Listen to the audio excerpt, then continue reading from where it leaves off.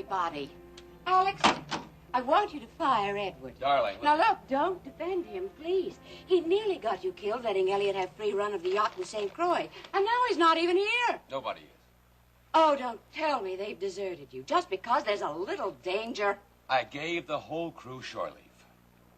What? Well, last night, after you went to Rita's wedding, I didn't want you worrying. So you waited until I was gone to expose yourself to God knows what. And alone? Alex, I won't have it. I wasn't alone. Shelley was here. Oh, that's worse. You think you were safe with her? And what did that girl mean serving you champagne? She knows you're still recuperating. I'm sure Kevin would never have allowed it. Should I fire her, too? Alex, this is not a joke. Am I the only one with sense enough to be afraid? Darling, I'm sorry. I hate to have you involved in this. I'd give anything for this to be over. But now, after we trap Elliot... But look, don't you see, darling? That's why I'm so upset. You're assuming Elliot is easily fooled. Well, you underestimate him. You have from the first. Perhaps I didn't, but now I know he's cunning. Oh, more than that. He's brilliant. Too brilliant. His intellect goes far beyond his feelings, and something's gone terribly wrong with those feelings. They are twisted and sick. But you and Ryan see him as an ordinary man susceptible to the pressures of fear and guilt. You can't manipulate him, Alex. Now, if you try, you'll find that he has twisted himself out of your trap and that you're the one who's trapped. You just won't understand, will you? Oh. What would you have me do? You call Ryan. You tell him you have reconsidered the plan you made last night and cancel it. Please, Alex. Please. Please, Alex. You don't know what you're doing. I'm so afraid for you. So afraid. Iris. I'm all right now. I've never seen you like this.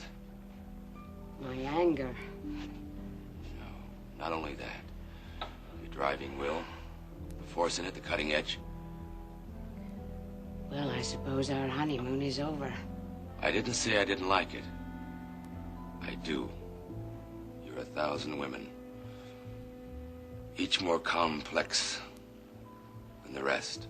And all of them endlessly fascinating. Then one of those women is very like Elliot.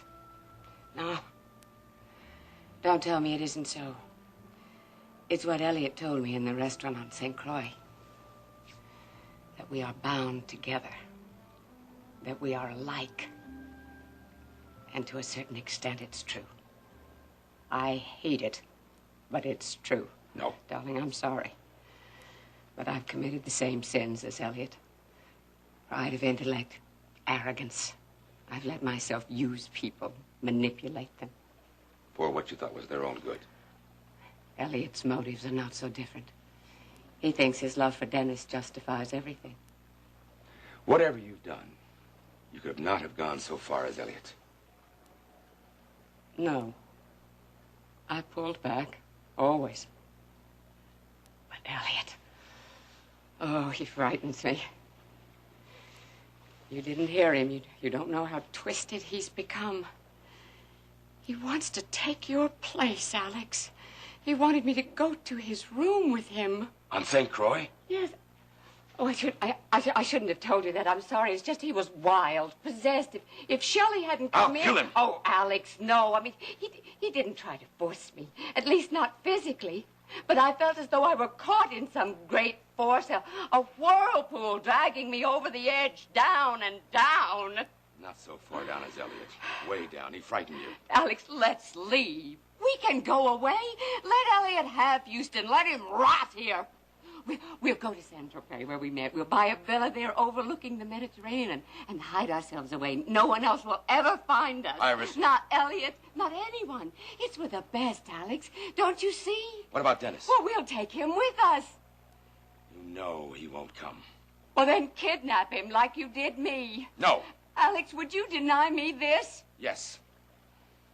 I will not leave my son to be influenced by Elliot.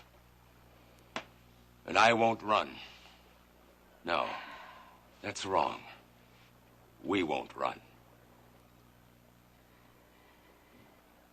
Elliot wants all that you have, Alex. All the things he thinks you took away from him. If he finds out you're alive, he won't rest until one of you is dead.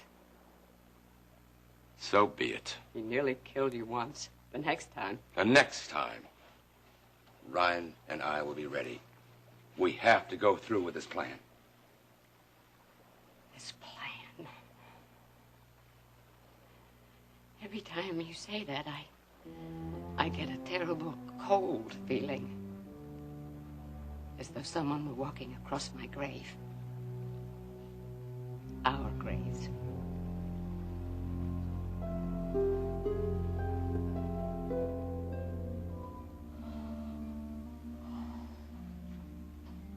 Honey.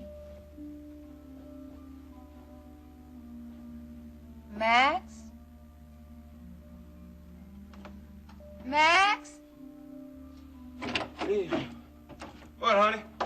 Oh, honey, it's the middle of the night. Middle of the night? What kind of a sleepyhead did I marry anyway? One who isn't willing to go pitch in a tent until the sun comes up. Oh, well, the sun is up. Well, almost up anyway. Come on, I got a real exciting morning planned for us. That's what you say.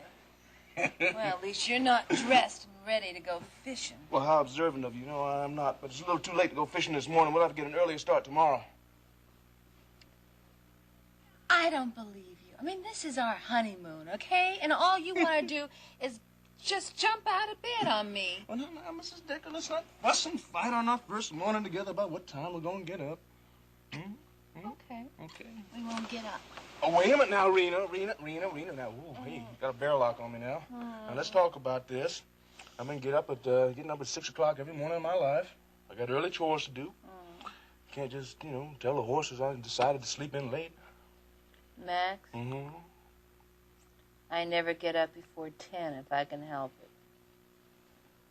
Well, honey, all that's going to have to change. Why? You don't want me to get up at 6 o'clock in the morning and make you breakfast now, do you? You do? Well, it's not just breakfast. I mean, if you don't get up early, well, it's the best part of the day. Yeah. What part? Watching the sun come up. Well, that, and, I was thinking of, something else, too.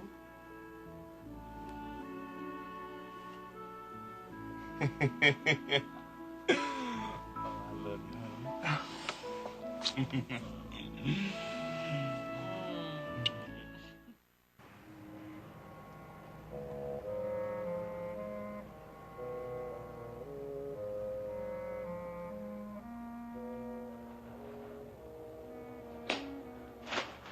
Sam! Morning! Nothing good about it. The wind's shifting like a race car driver, and we all know how consistent they are. If you're talking about last night, Oh, he remembers. Congratulate yourself, Sam. It takes more than 12 hours to erase you from Justin's memory. More like 24. I'm sorry, Sam. I really am. I didn't mean to... Run off and desert me. Well, you did. I could say that I've never been so insulted in my life, but then, of course, I remember the last time you stood me up. Sam. Excuse me, I have work to do. Sam, I apologize. I was doing something Go. very important. Beat it. Scram. Make yourself invisible. That should be very easy. You do it every time we go out. Sam, I was doing something very important. What? Gazing at the stars? Mooning over lost Rena? Oh, so that's it. At Rena's wedding yesterday, when everyone got up and started to dance, I started feeling all dreamy and romantic. So I turned to my gallant escort and discovered that he'd already waltzed off. I can explain. Save your explanations for some other time. Do you know, I had to bum a ride from my brother. What is this? Confidential, Sam. Is that what they're calling it these days? Open that door. Sam, I went with Ryan and Iris to see Alex Wheeler. I really am sorry for leaving you there by yourself. What was I supposed to say? Bye-bye, I've got to go see someone who's supposed to be dead, huh? How about just bye-bye? Sam, it was a secret meeting. We made a plan to flush Elliot Carrington out into the open. Don't you think that that's important enough to cover a little breach in etiquette? Only if you tell me the plan. You're really something. You surprised me. Oh, come on. I mean, you getting out of bed so early this morning. You know, I thought that maybe you had already taken me for granted. Oh. You were thinking about fish or something. Fish? Fish? You know what I had on my mind? I wasn't dressed for fishing, was I? No. No. No, I swear, really. I don't know what you think on Max, but I don't wear a towel when I go fishing. Now, if you want to, on the other hand, then this could be the most exciting fishing trip I ever been on. I'm sorry to disappoint you, but I was thinking about wearing something else. What? That cluster of chicken feathers you came in with? You think that I don't know how to go dressing when I'm fishing, don't you? That's right. I don't think you had too much practice. Well, you're wrong about that. Stryker and I used to go fishing all the time. Oh, when yeah? I was All the growing up. time? As a matter of fact, I'll probably catch more fish than you two. Oh, you will? Huh? So there. Oh, come on. You just give me time, honey, to shower and to put my jeans on, and I'll show you Max Decker. Come on, honey. You're just going to sit there all day? You're going to get up? Listen, honey, since you've already showered, why don't you go ahead and start packing the car up, okay?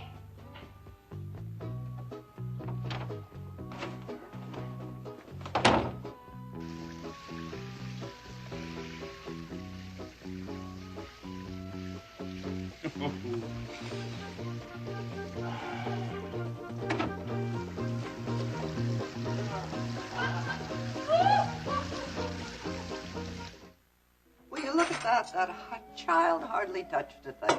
Now he's going to be hungry before the first recess bell. Not to mention a waste of good food. I'll talk to him, Kate. Well, now you include yourself in that lecture. You didn't eat any more than he did. All right. Oh, Kate, all your That's dishes. all I'm sorry. What did I do? Ginny, It's all over Ginny, the it's place. nothing that can't be replaced. Now sit down there. Oh, Kate. I'll take care of I this. didn't mean to. Nothing at all. Just a little broken glass. I'll mop it up, honey. Just take me a minute. I can't seem to do anything right anymore. Well, you do the best you can. Nobody can ask you to do any more than that. Oh, no. Everybody wants more. Ryan, Barrett, even Steve. And I can't do it. I have no more to give. Otherwise, I'll hurt someone. So instead, you just hurt yourself. Oh, Ginny. Honey, you gotta remember that you're somebody too. I'm guilty. Of what? Of letting yourself be a woman? Of letting yourself be alive? For 5 years, Ginny, you've been a loving mother and a faithful wife. No, Ginny, you've got nothing to blame yourself for. You don't know, Kate. Haven't I been here watching you, close to you, year after year? Oh, Ginny. Ginny, honey, are you sick? What did Bart say when he examined you? Oh, just that I've been under a lot of strain and I get upset over little things, that's all. My. How medical science has advanced since my years. Kate, I don't want to talk about this. Please. Now, Ginny. Please. Now, I'll get it.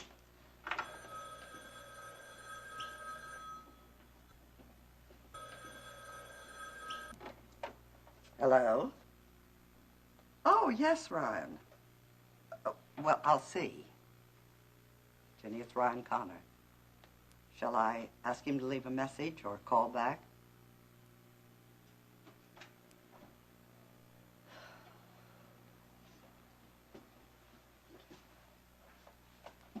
Hello, Ryan. Jenny, is anything the matter? You feeling ill? No, I'm up. It's nothing, really. Well, you look so beautiful at Max and Rena's wedding, but you look pale, too. I've been worrying about you. Oh, please don't concern yourself, Ryan. I appreciate your concern, but I'm fine. I'm really all right. And I'd appreciate it if you don't call me again. Look, I'm sorry, Jenny, but this isn't the only reason I'm calling. But if we could, No, don't. What is it? Okay, it's Barrett. I'm gonna need his help again. Oh, no. You can't ask that. Not again, Ryan. Please leave him alone. Jenny, look, I'd give anything if I could. Hey, this isn't easy for me either, you know? But we have one last chance to crack Carrington, and Barrett has to be involved. Now, look, would you ask him to come in my office? I'll tell him that you called, but I oppose it. And if he comes, I want to be there, too. No. Now, Jenny, I want him to be here alone. Okay, lover boy. You want to be forgiven? Tell me the plan. Sam, I can't. I promised. I just can't. Uh-huh. You want an exclusive, is that it? Or is this some elaborate facade for your undercover work? Sweetheart, you know I try to be as honest with you as much of the time as... 2 or 3 days a week. Look, when you're with me, period. Well, I didn't go to be with another woman. I went to... Yeah? To do what I told you I was going to do. You're gonna have to be a lot more convincing than that. Oh. Now, thanks, Bo. George, I'll let you know when to take the next interview. It'll be confidential. Silhouettes in a darkened room. Sure, Mr. Carrington. Okay.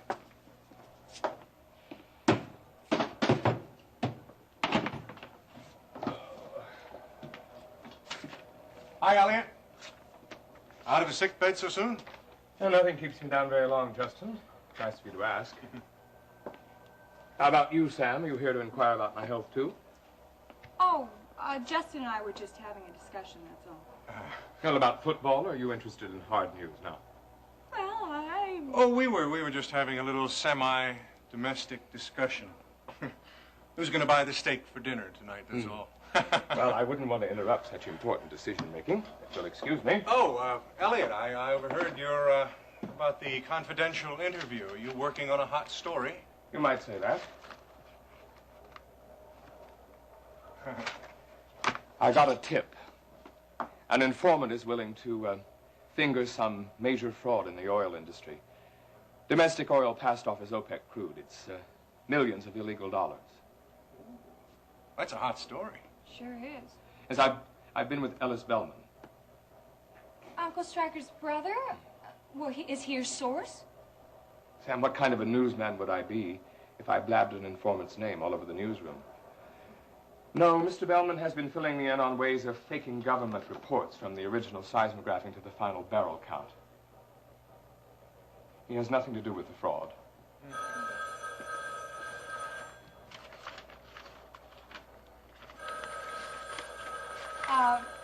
Do you want me to get that?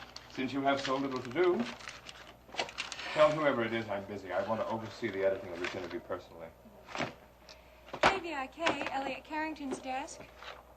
Oh, hello, just a minute. Once more, if you'll excuse me. Elliot, it's Iris. Do you want me to tell her you're not here?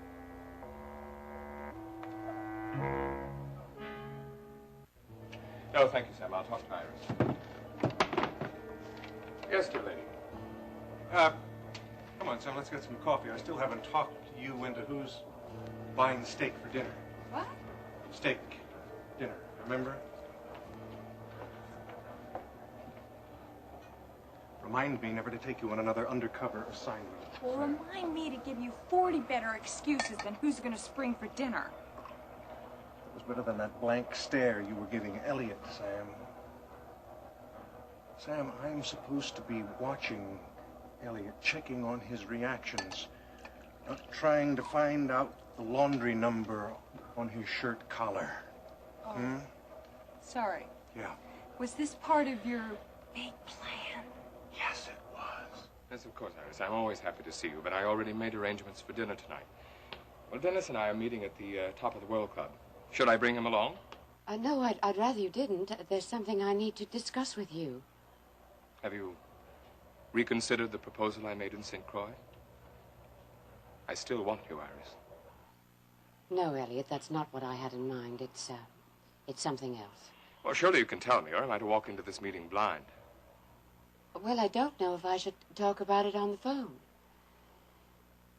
All right, if you must know, I'm very disturbed about your accusation. My accusation? Yes, the one about Barrett Marshall, that he betrayed you and the other prisoners in that horrible camp. Well, it's true, Iris. What more can I say? A great deal. Really, I don't want to talk about this on the phone, but we have to decide whether to tell Dennis. I mean, he's engaged to Barrett's sister. That's why I don't want him here when we talk. All right, Iris. I'll call Dennis and tell him we'll have a late dinner. I'll be at the yacht? Yes. All right, after work, 7-ish? That will be fine. All right. Goodbye.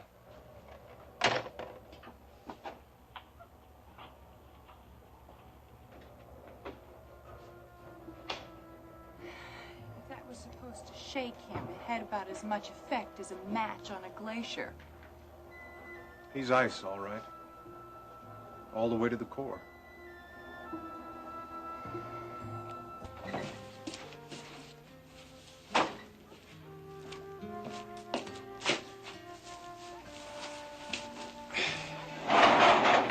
Barry, I just got a call.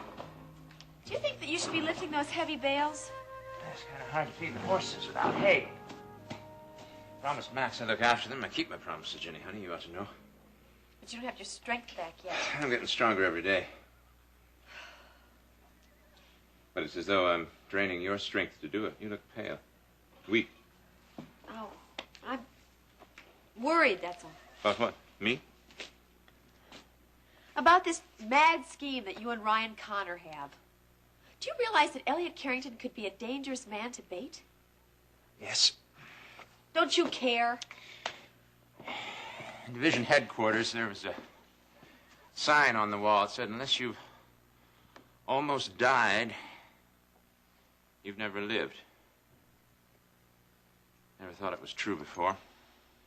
Not even in Cambodia, but... You and Ryan are exactly alike. Why did you bring Ryan into this? He just called, wants you to come to his office, and he doesn't want me to come with you. Whatever it is that you two are doing is very risky, isn't it, Barrett? Yes.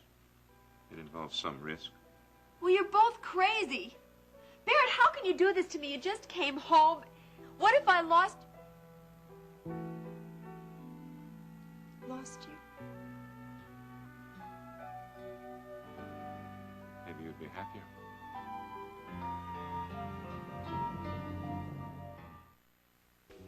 These are the specs on that microphone, Ryan? That's right. Listen, I don't want anything bigger than a martini olive. Elliot's trained in eavesdropping gear. He'd spot a plant in a minute. Okay, let's see, speaker wire. That's the works? That's it. Now listen, I'm going to need this inside 2 hours. Okay? I've got to take it out of the boat and install it. Where'd you learn about all this stuff anyway? Oh, the same place I learned not to ask embarrassing questions. Sorry, boss. Say, listen, Terry. I would have normally had Rick handle this, but, well, since our little scare last night, I just don't want Alex left without cover for even an hour or two. No, of course not. I mean, if there was a Prouder there, you... All right, Ryan. You know the Secretary's creed. Ours is not to reason why. Ours is but to do or die. Come on, you're not a secretary. Errand girl? No. You're a top executive assistant. You're Alex's good right arm. And mine, too. And besides, everybody knows who really runs World Oil, right? Gee, I thought I kept that a secret. Okay, now that I stroked your ego, would you mind getting that stuff for me? Oh, one more thing. I just want you to know that there's nobody I trust as much as I trust you. You got that? Thank you, Ryan. You know, there's nothing I wouldn't do for Alex. Or you. Get out of here, okay?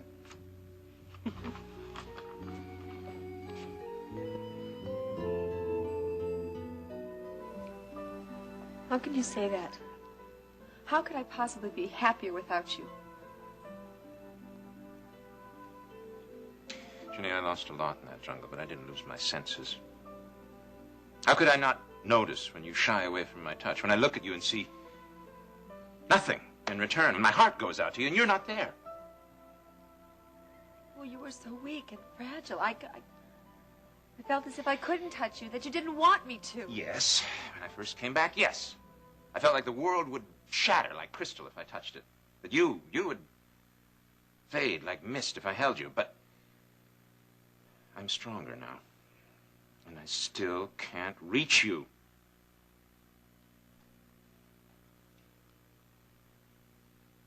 Have I changed so very much, Ginny? No, Barry, I changed. I tried to keep you in my heart. I told Steve stories about you. I went over and over all the hours we spent together. But little by little, the lines blurred and faded like an old picture. And one day, you looked and saw what? A stranger? Two strangers. You and the person I was. It's 5 years, Ginny. Was that so very long? It was when there's very little hope. All I had was a memory of you. I tried to wait. But there was so little hope. And then that report came. Elliot Carrington said he saw you die. And you believed him. He made me see it, Barrett. It was almost as if I was in that clearing. I saw you shot. I almost touched you when you died. It's the last hope I had. And then what? You buried me? I filed a certificate of presumed death. I didn't know what else to do. I was told that Kate would lose the ranch, that Steve wouldn't be able to inherit his share of Mike's estate. Don't you see? I had no choice. And who gave you all this legal advice? Ryan Connor.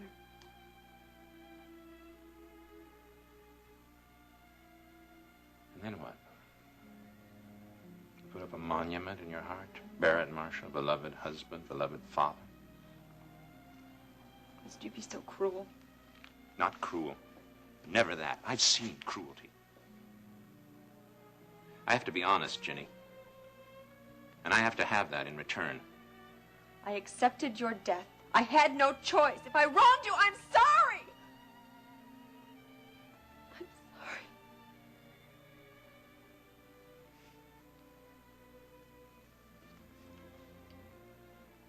Get all of it, Ginny.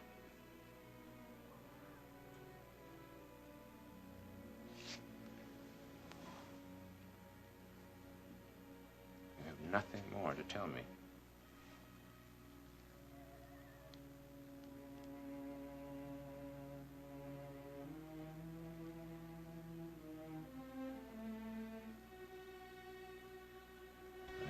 Carrington. For the men who died in Cambodia, for the crime he committed to cover their deaths. For the lies he told. The ones he used to kill me in your heart.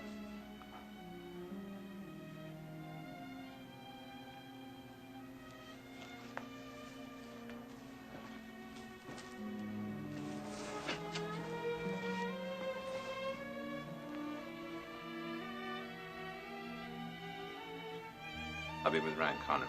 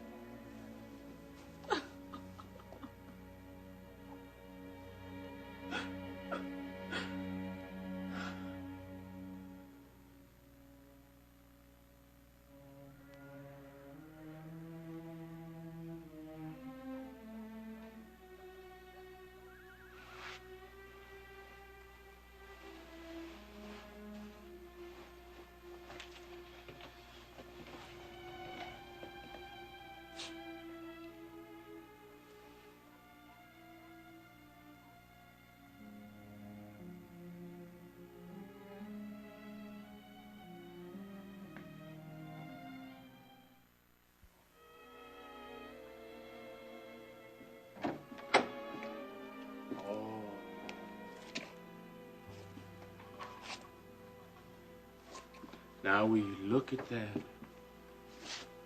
Ooh! What a picture. I told you were made for country life.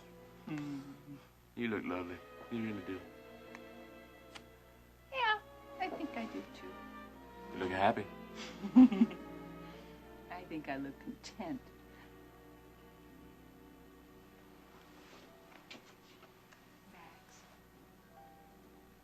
I've never felt happier in my life. I've never felt more full of hope. I mean that, darling. I think we're going to do it.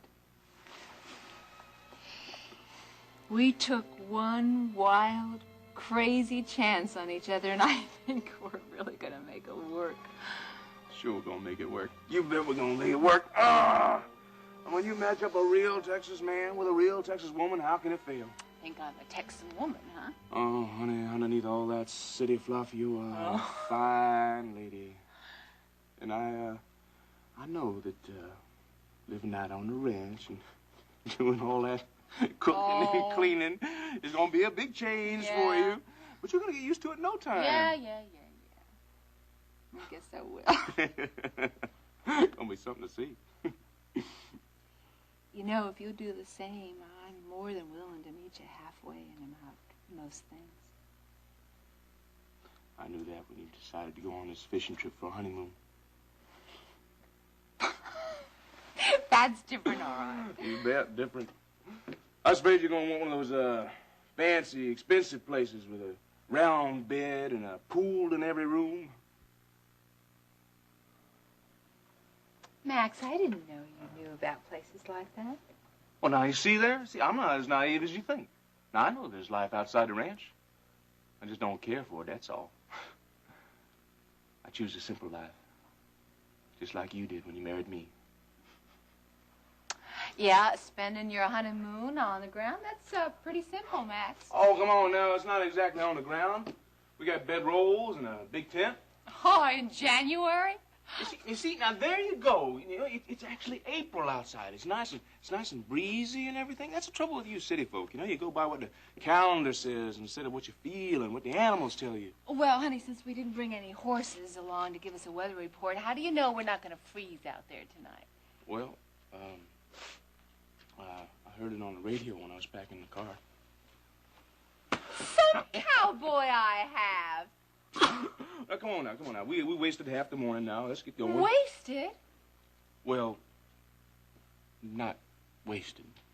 But we still got a couple 100 miles to drive and a tent to pitch and firewood to gather. So come on, let's go roll.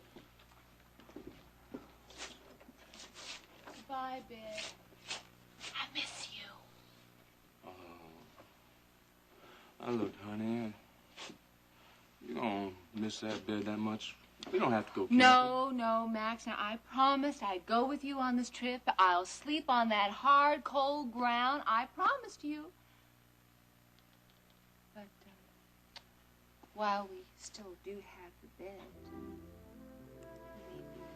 the bed, Why not waste the other half in the morning? Hey, where's the door? Come here.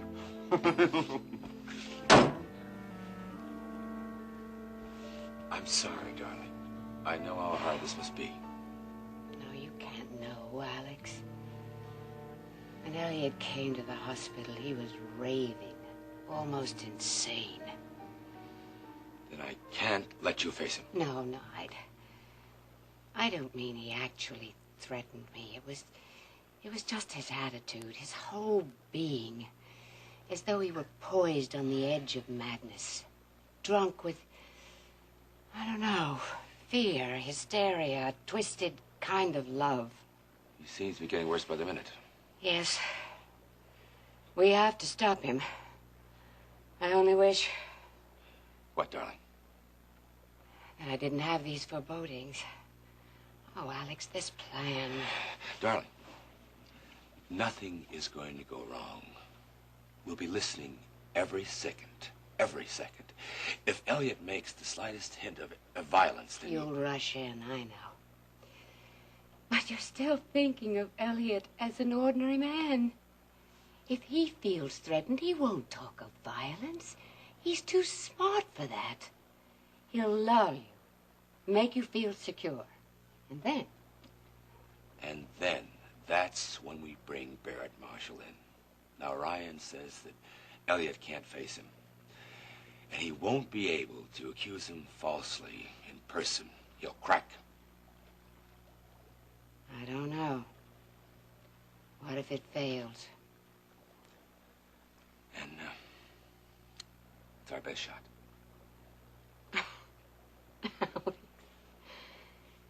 You are so optimistic.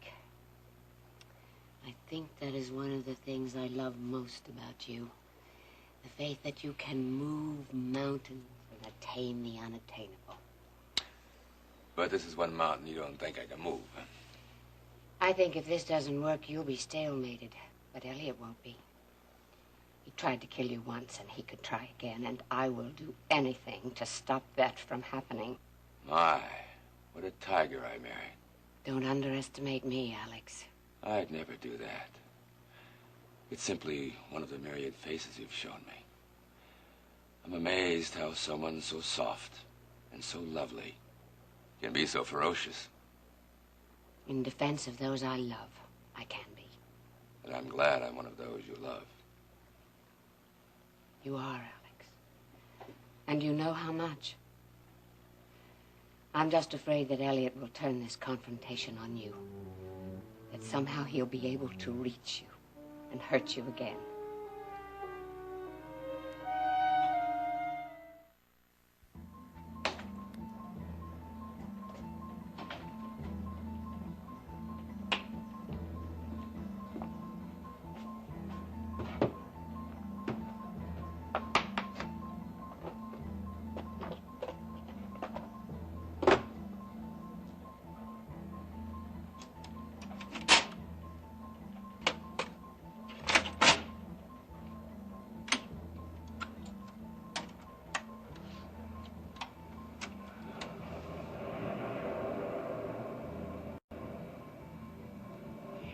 Every year, thousands of man-made explosions are used to explore for new reserves of that substance that makes the wheels of modern technology turn.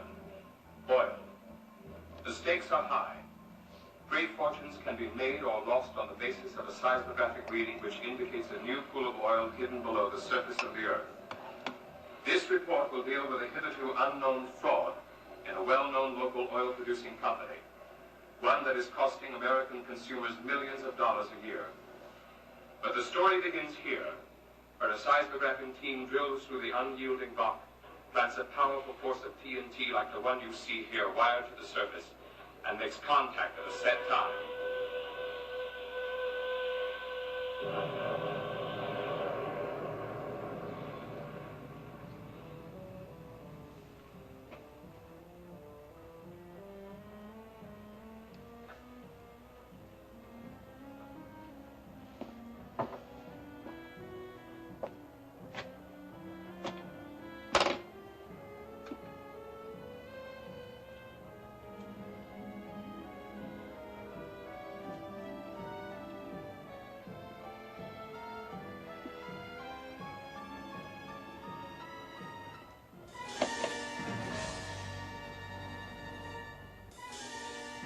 well-known local oil-producing company, one that is costing American consumers millions of dollars a year. But the story begins here, where a seismographing team drills through the unyielding rock, plants a powerful force of TNT like the one you see here wired to the surface, and makes contact at a set time.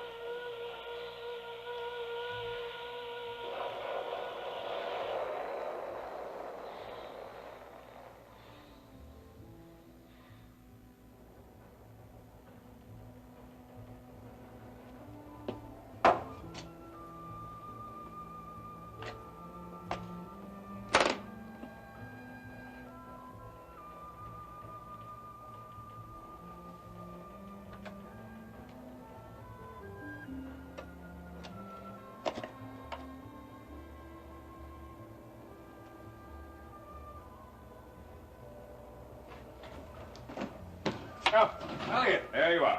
You wanted to see me? I'm sorry. Odds and ends. No. It's nothing important. It's just this report. I'm done with it now. Oh. The oil fraud story, part 1. Seismography. Sounds like a pretty explosive story to me. Whenever I take a new assignment, I always try to understand it from beginning to end. It's just an old habit. And the oil business is Texas, isn't it? Yeah, I think it is. And I see your point. Well, I don't even have to screen it. I know it's good. Oh? You have second sight along with all your other gifts? I've come to trust you, Elliot. You're the complete professional. You set out to do something, you do it right. I wish I deserved such commendation, but not always. I've left a few things undone. Well, we all have ghosts. What? Things undone, things done badly. I suppose we all have to forgive ourselves, though, don't we?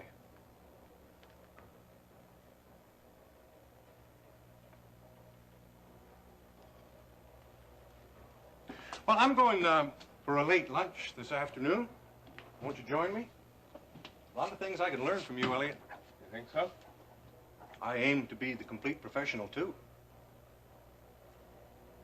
That's kind of you, Justin, but I wouldn't want to intrude on the burgeoning relationship between you and Sam. Thank you. Oh, no, I was thinking of this as kind of a working lunch. Sort of a morale check. What?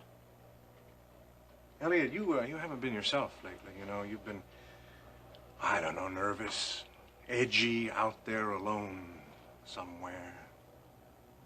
If you know what I mean. I think I know what you mean. Well, come on. A little wine, a little company. No. No, I work best out there. By myself. When it gets quiet and there's no one around. It's just another old habit. After all, isn't writing the sullen art? Yeah. I understand. See you later.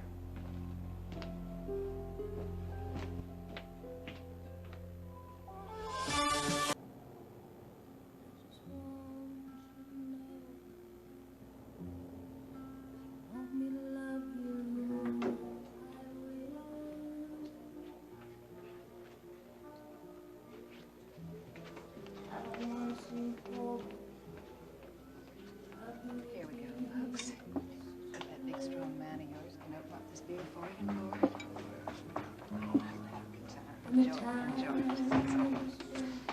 Maggie? Maggie? Oh, May, I'm sorry I'm late. I'm sorry. Catch your breath before you go into any kind of long-winded explanation. Well, it's that bus from the Aquarius apartment. I sat there fidgeting for 20 minutes before it finally came. And then they didn't have money. Look, honey, it's been a real light lunch so far. I have taken care of everything myself, and I've even had time to sit over there at the bar and talk to Jeb. Jeb? You know, Jeb Hampton. Came to see you. Well, me? What? Oh, I reckon it's about Elena. Yeah, I reckon. Everybody's real worried about Elena. Yeah, I can see that. Oh, Meg, I don't understand her. I don't understand her, and I don't think I'm ever going to. Here she's got the best family in the world. She can't even seem to get things together, you know? There's a lot of that nowadays. You know something? I was married at her age. But, honey, you are a whole different kind. Yeah. You know, now that I think about it, I bet I was more like Elena than I was like you when I was young. Oh, well, now, Maggie, you're just saying that. No, no. I was wild as the West Texas wind. Oh, honey, I wanted to see the world, all of it, you know, from the top to the bottom. I was gonna hit New York and then bounce over to L.A., maybe have a year or two in New Orleans. And... Oh, Lord, you know, one time I was even trying to save enough money to get on the boat and go to Paris. And, well, here I am in Houston. That's how it is. Yeah, but you gotta remember that was then. Now it's a little different. I got this feeling Elena is not gonna settle so close to the nest. I got this feeling you're right. You know, Max really hit the ceiling. Do you know he just about called off his honeymoon on account of that girl? No, he didn't, did he? Yeah. Well, didn't he know it's just a waste of time to deal with that girl? There's nothing you can do about her. There's nothing nobody in the world can do about her, so far as I know. Certainly nothing Max can do about her, but Jeb stepped in to give us a little help. Oh. Yeah. Max would not go on his honeymoon until Jeb promised that he'd keep an eye on her, and he wants you to help him. Me? Well, well, what can... I mean, I'd be glad to help Max and y'all doing anything I can, but, I mean, how can I help her?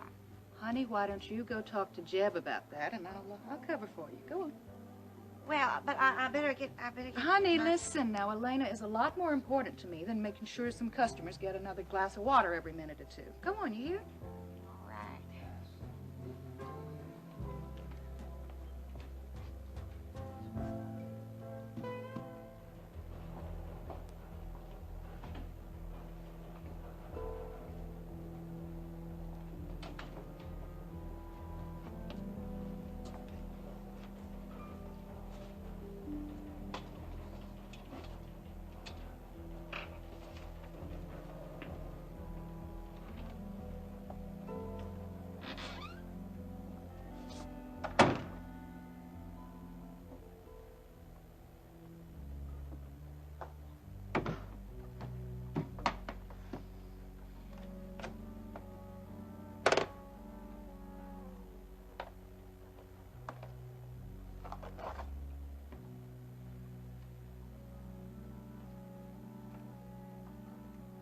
Wire.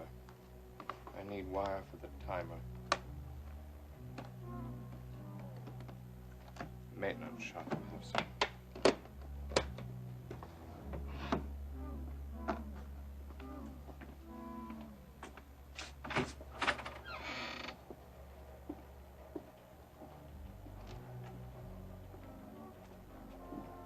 Sam, Of course, it's lunchtime. Well, I'll leave her a note.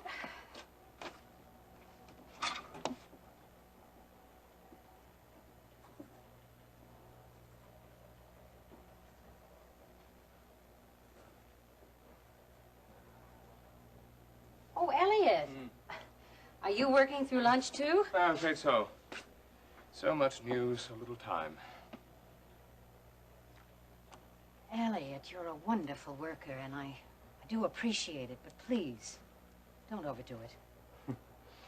Victoria Bellman preaching moderation in work. I don't believe it. Well, it takes one to know one.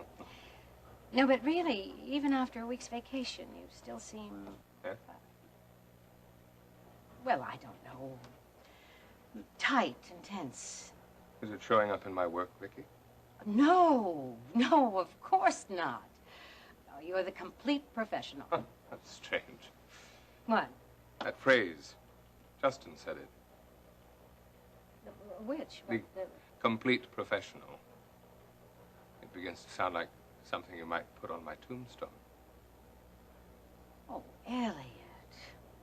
I'm sure that's not the sense that Justin and I meant. It's quite a compliment. It is.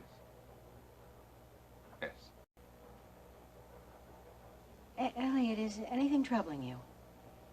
Is there anything I can help you with? No, Vicky. Nothing you can help me with.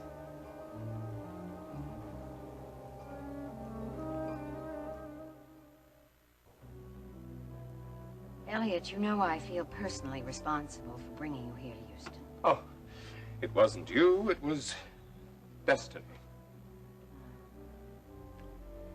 It was foolish of me to suppose that anyone could keep Alex and Iris apart. Yes, it was foolish for both of us to think that. And wrong. You know, it took Alex's death to make me realize that I never really had any claim on him. And when Iris came back into his life, I should have just... I don't know. They say love will find a way, but not always. No, this was more than love. It was a kind of desperation. You see, I walked away from Stryker and Rena, and I said it was because of my career, and I believed it was because of Alex. But now I think it was neither. Neither? Mm-hmm. You know how sometimes you can feel that the world is contracting, getting smaller, closing in on you, and... Well, I think perhaps it was my way of escaping to something... Oh, I don't know. Silly. It was pure willfulness. I wanted what I wanted, and I wanted to hurt Iris and Alex, and... I'm glad you resisted me. Resisted? Not really. What could I do? How could I contend with Alex Wheeler? No, that's not so. You knew better. You knew it from the first. You were wise enough to keep me from doing something that I might have regretted. You don't regret, Brianna? I beg your pardon? Huh. Nothing. It's an old song by Edith Piaf. I regret nothing. Popped into my mind somehow. Well, at least I have less to regret than I might have. Well, that's because of your own strength. I appreciate the credit, but I don't deserve it. I haven't acted out of wisdom for a very long time. Since I was dragged into that jungle, I've been moved by... What was your word? Desperation. That's it. The keen, shining edge of... Elliot, are things still so difficult? Oh, dear, I'm clumsy. I hope I haven't broken anything. No, I'm sure it's fine. It's my case, not Sam's. I think I'll go for that lunch.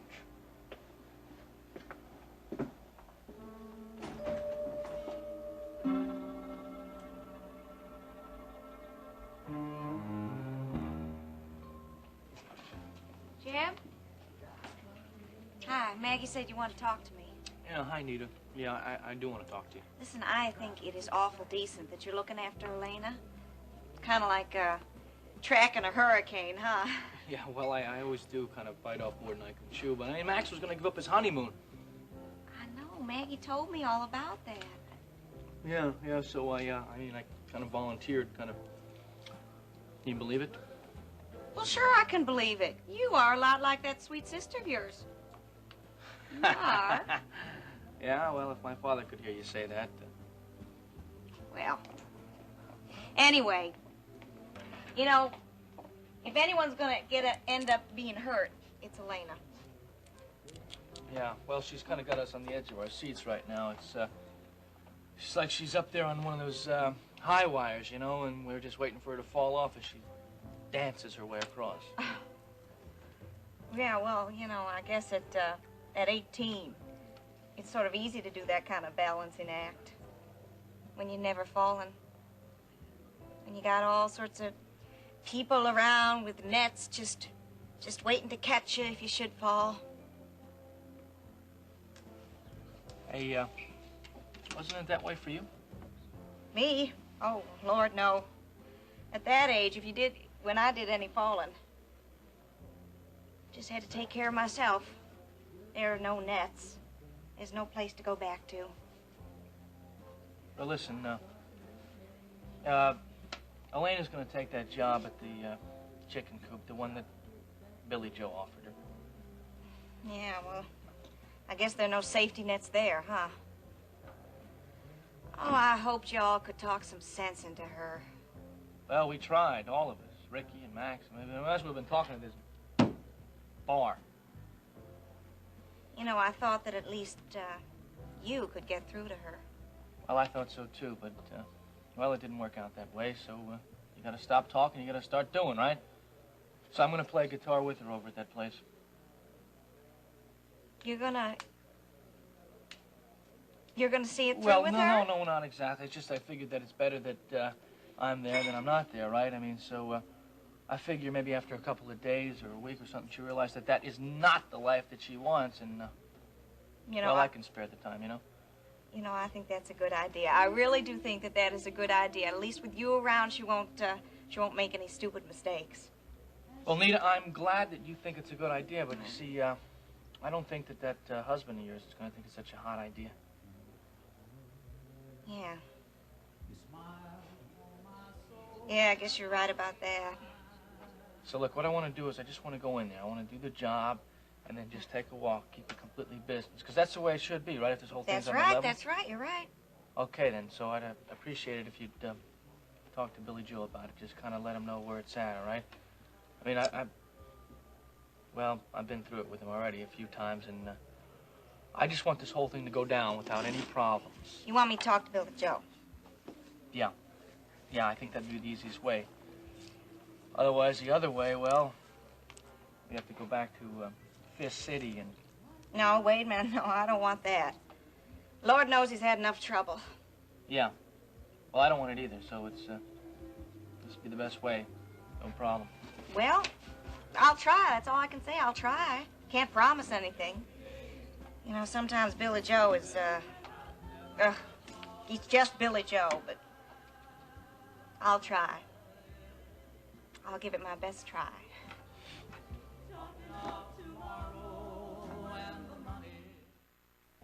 Oh, Maggie, anything'll do, just so long as it's fast. Now, you listen to me. This is not Gollywogs fried chicken. This is real gourmet Tex-Mex. Oh, you know it, Maggie. Sam and I, we got to get back to the studio. At 6 o'clock, they turn on those cameras, and somebody better be in front of them. Right. Never mess with the press. Okay, 2 specials coming up. Satisfaction guaranteed.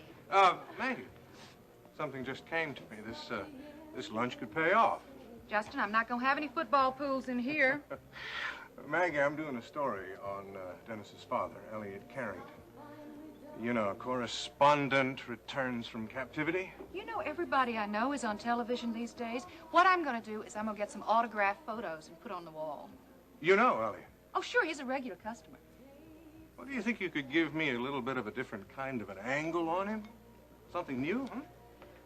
Oh, well, well, I don't know, Justin. See, I mean, he's over at the gallery with Dennis just about every day, and he eats lunch in here just about every day. But he kind of keeps to himself. I mean, he passes the time of day and all that, but that's about it. But he is a real kind and thoughtful man. Oh.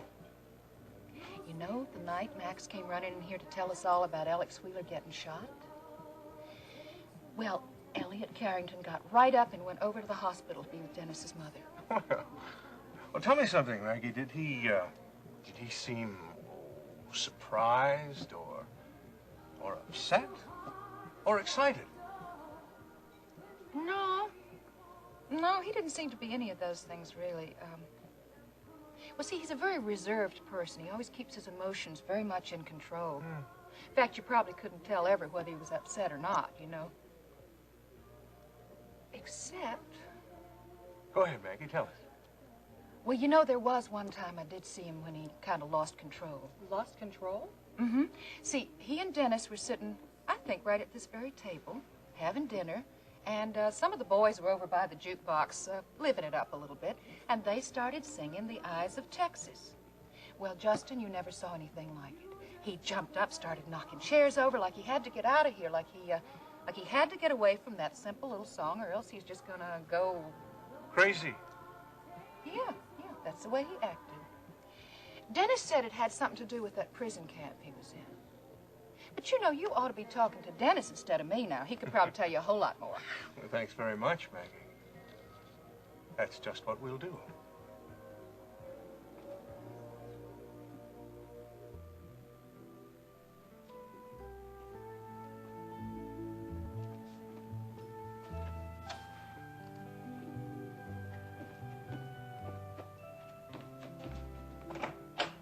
Hi, Dad. Son.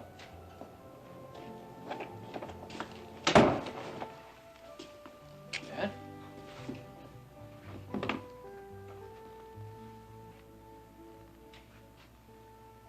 Dad? Yes? Is anything wrong? No. Why should there be? Well, it's just that you don't generally come by in the middle of the day like this. No, but it was, I thought we might have some lunch. Or did you forget we're supposed to have dinner tonight with Paige at the club? Yes. Yes, I did forget. Oh, what's the difference? There's no law that says we can't have lunch too, right? No law.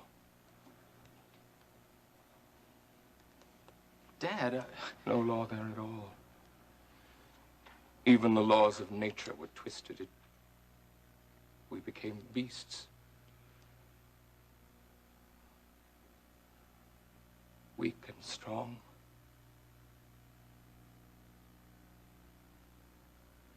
Brave and cowardly. But all beasts. Men make choices, but there. Animals don't make choices, do they, son? Animals are driven. They do what they're driven to do. We forgive animals, don't we? Who ever heard of a beast being damned no matter what he does?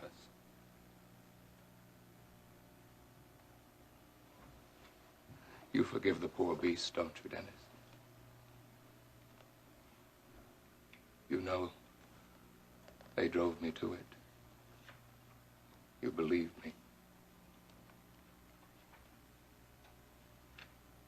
Of course. Yeah, I believe you. And you forgive? Remember, only a beast. Alone, terrified, facing horror. Forgive that you may be forgiven. If there's no forgiveness, we fall away into outer darkness forever.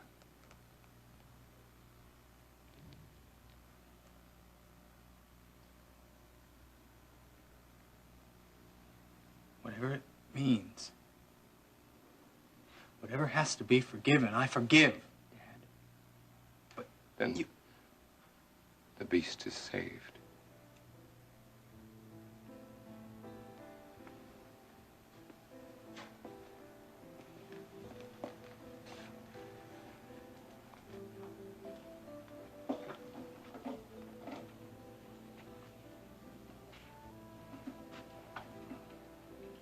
I guess I've been so wrapped up with my own affairs that I never realized how deep your wounds go. Wounded? I wasn't wounded.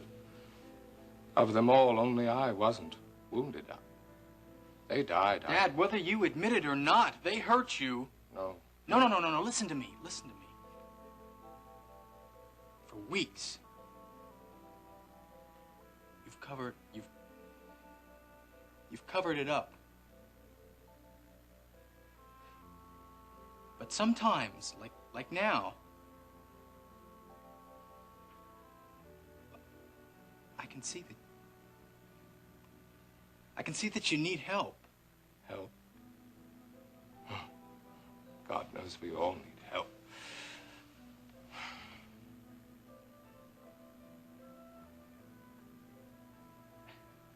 Then you'll go for psychiatric care?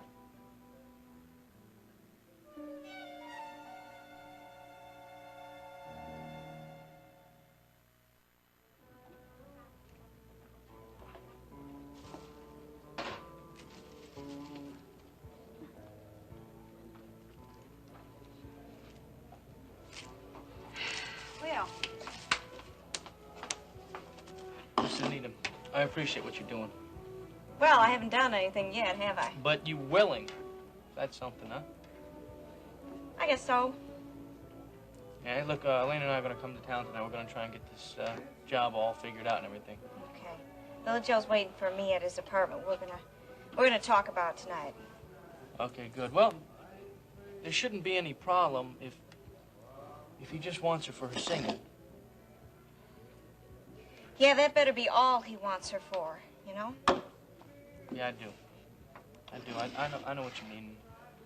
I guess we're, allies. Yeah, I guess so. I guess we both got a hold of people that are pretty hard to handle. Well, that's for sure. I don't think I've ever met anybody harder to handle than Elena. Well, no. That's not true. There was one. Anyway, look, I hope she gets something out of this whole thing. I mean, she won't listen to anybody else. You know, Elena is a pretty lucky girl. Oh, yeah? She's got you. I mean, sometimes I think about that world out there, you know, out on the streets. And everybody's hurrying around. They're rushing here and they're rushing there.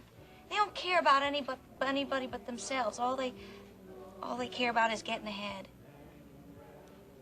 That's why when somebody's got a friend like you, well, they're pretty lucky.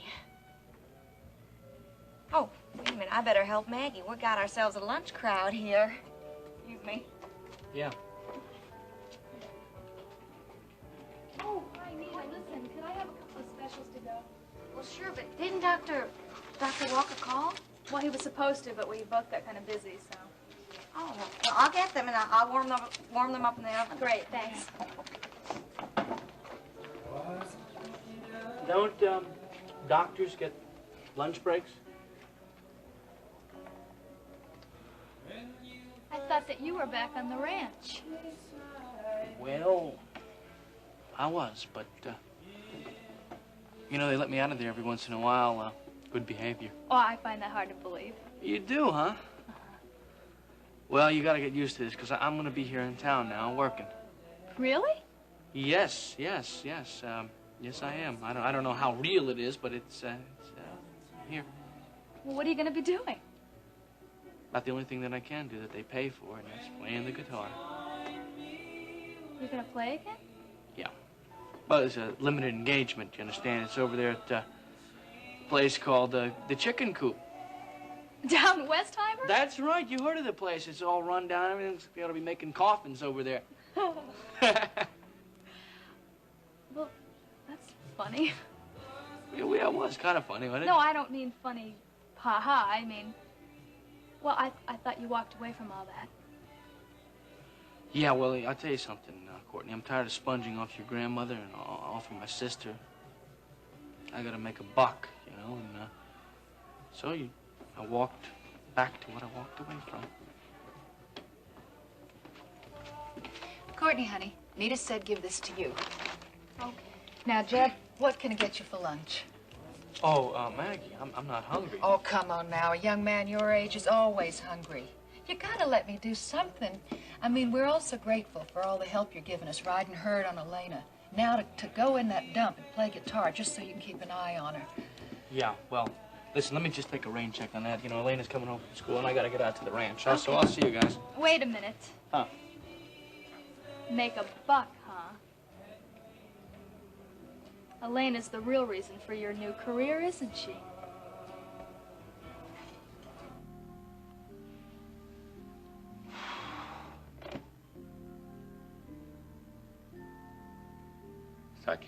care? You think I'm insane? No, Dad, asking for help doesn't mean you're crazy. I mean, what if the wound had been physical? Would you hesitate or be embarrassed to go to a hospital to have it taken care of? You don't understand, son. No. How could you? No, I don't understand, and I can understand. But I can tell when somebody's in pain. Even if the pain is internal. Look, Dad, why don't we go see Bart Walker? I mean, he could recommend a specialist that you could talk to. Are there specialists in betrayal? In murder? There are doctors who'd understand.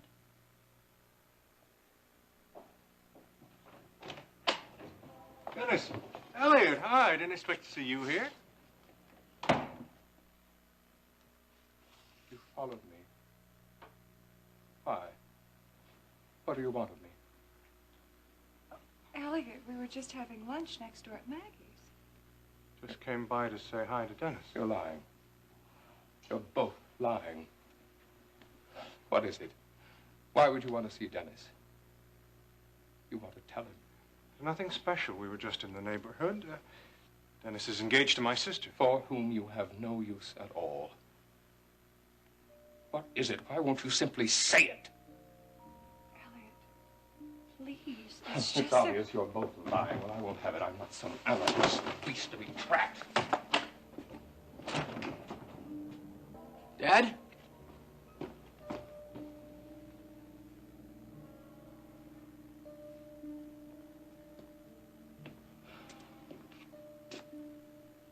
I don't understand.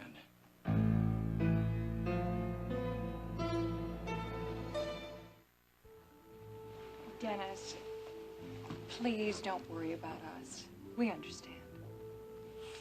Well, then you understand a lot more than I do. All I know is that Dad's been on the outskirts of hell. For days, he seemed fine. I mean, he'd go around for weeks and would... Now it's as if the pot has boiled over and spilled out. This has happened before? Yeah. Yeah, he even threatened Mom once. And once we were at the top of the World Club and Paige was telling us that Barrett came home. And he said he had to escape, that he had to get out of Houston, that he needed to escape. I mean, it was as if he was back there all over again. And today? Today, even before you got here, he was... he was going on about how even animals should be forgiven. I told him that he should talk to your brother. My brother? No, Sam's. I think he needs help. Even more now than when he first came home. Well, you may be right. He seems to be much more strung out than when I first met him. Well, listen, if he comes back to KVIK, you'll let me know. I mean, I've got to do something to get him psychiatric care before he goes off the edge.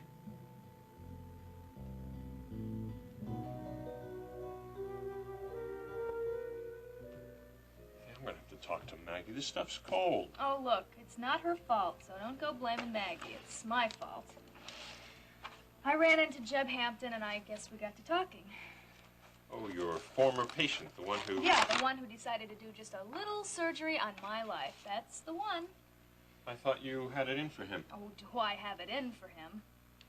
That arrogant You little... still managed to find something to talk about? Or did you just stand there and dump on him? No, I did not just stand there and dump on him. He was just telling me about his new job. Oh? Yeah, he got a job at that new place on Westheimer, the chicken coop or whatever. He's gonna be backing Elena Decker. What do you mean? Seems she's got a job singing there. You're kidding. Why would I kid you about a thing like that? Actually, she's pretty good. I think she started singing in the cradle. Well, isn't she a little young to be working in a dump like that?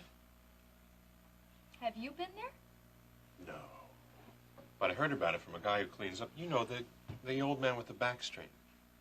Oh, yeah. Yeah, I know. Well, he says it's pretty rough. I remember all the trouble she got in last summer when she was working right there under Maggie's eagle eye. Well, hey, don't look at me like that. I totally agree with you. Look, she has dropped out of school.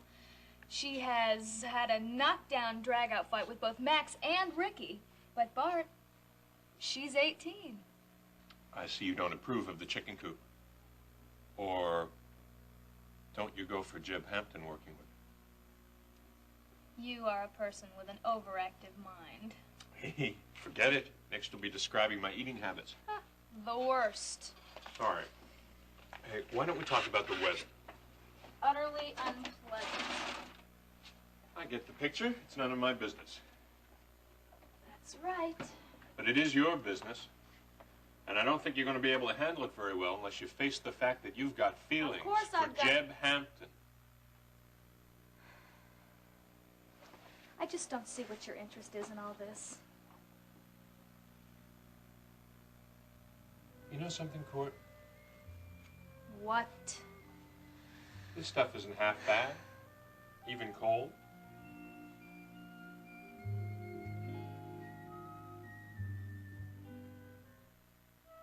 Well, enough loitering. I've got an afternoon that would fell an ox. Better get started.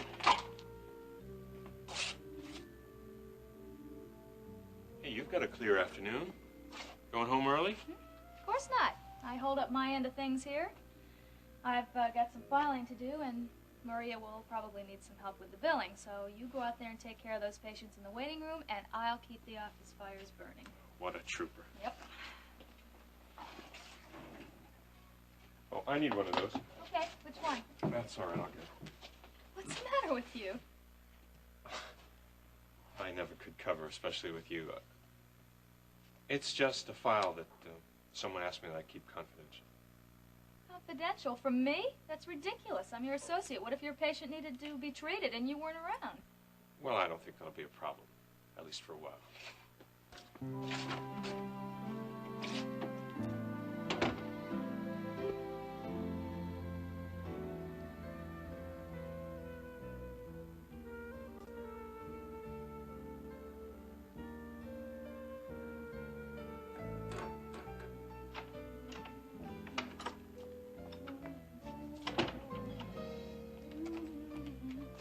Honey.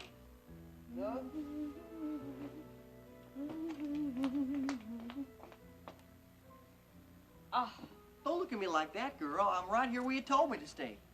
Ready and waiting. Billy Joe, I know why you're looking so mean. You missed out on your morning loving, huh? I know. Now listen, I know this double job here is going to give me a hunchback, but if you can get home on your lunch break every day... I didn't go traipsing across town because I'm sex-starved. I came because everybody in the world is upset that Elena's working at that place, that chicken coop. You come all the way from Maggie's to talk about that? Well, I told you, nobody likes the idea. Nobody except Elena, right? Oh, come on. Nita, she ain't even taken the job yet. She ain't been back since I dropped the word on her, and she might not be coming back at all. Oh, she'll be back, all right. She wants that job. In fact, she's already dropped out of school, and she's told her folks she's going to move to town. I expect she'll be there tonight. Gone all that far, huh? Man, she must really want them bright lights and applause. Well, it ain't no sweat. I'll keep an eye on her.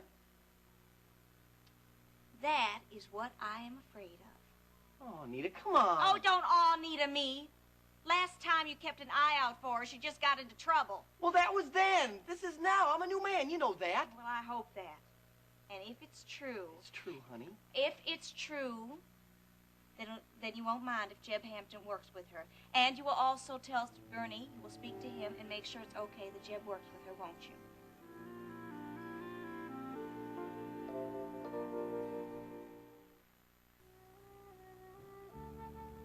Grandma Kate? No, just me. Somebody found something to do with themselves with me. Well, I guess it doesn't matter because I just came to say goodbye. Turned in my books today. Told the principal I was done with them. Finished. No, not finished. Quit. Dropped out. Okay, quit. Sounds good to me. Anyway, I am on my way to Houston. Big H. How you getting there? Working man's limousine. They call it the bus. And I'll be staying at Terry's till I can make some money. Ah, I should have figured that you'd be staying at Terry's. You wouldn't try and pull that stuff on Maggie. Well, I figured that Terry has a clearer memory of what it was like to want to get out of here. Oh, yeah? Why don't we go find out? You mean you'll drive me?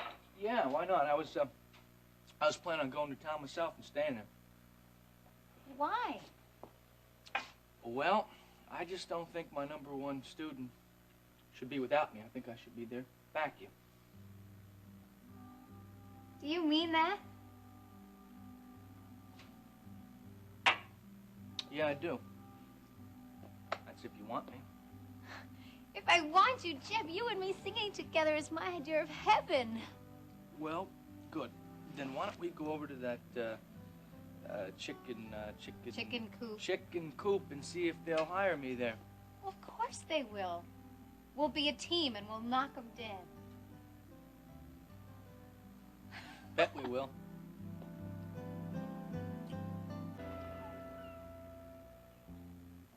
Excuse me, just have to connect this. Now, what are you doing?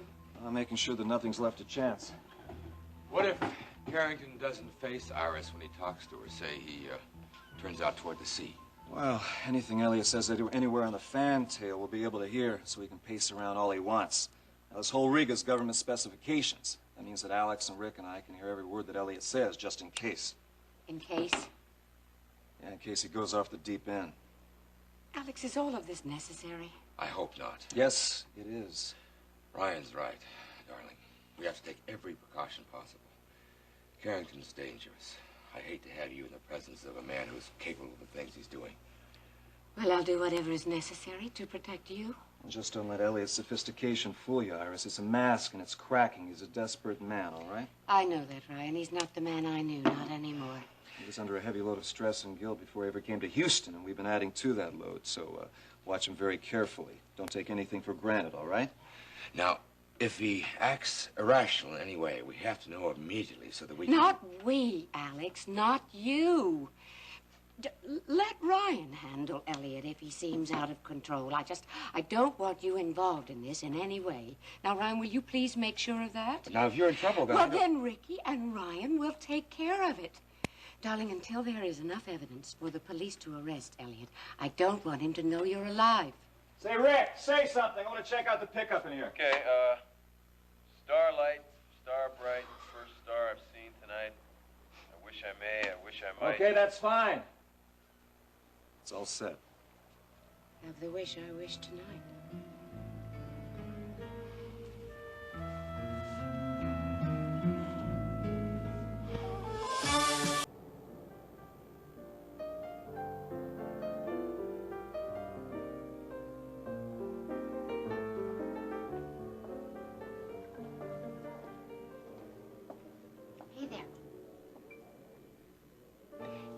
For a man who could have everything by just saying yes, you have the longest long face in the world.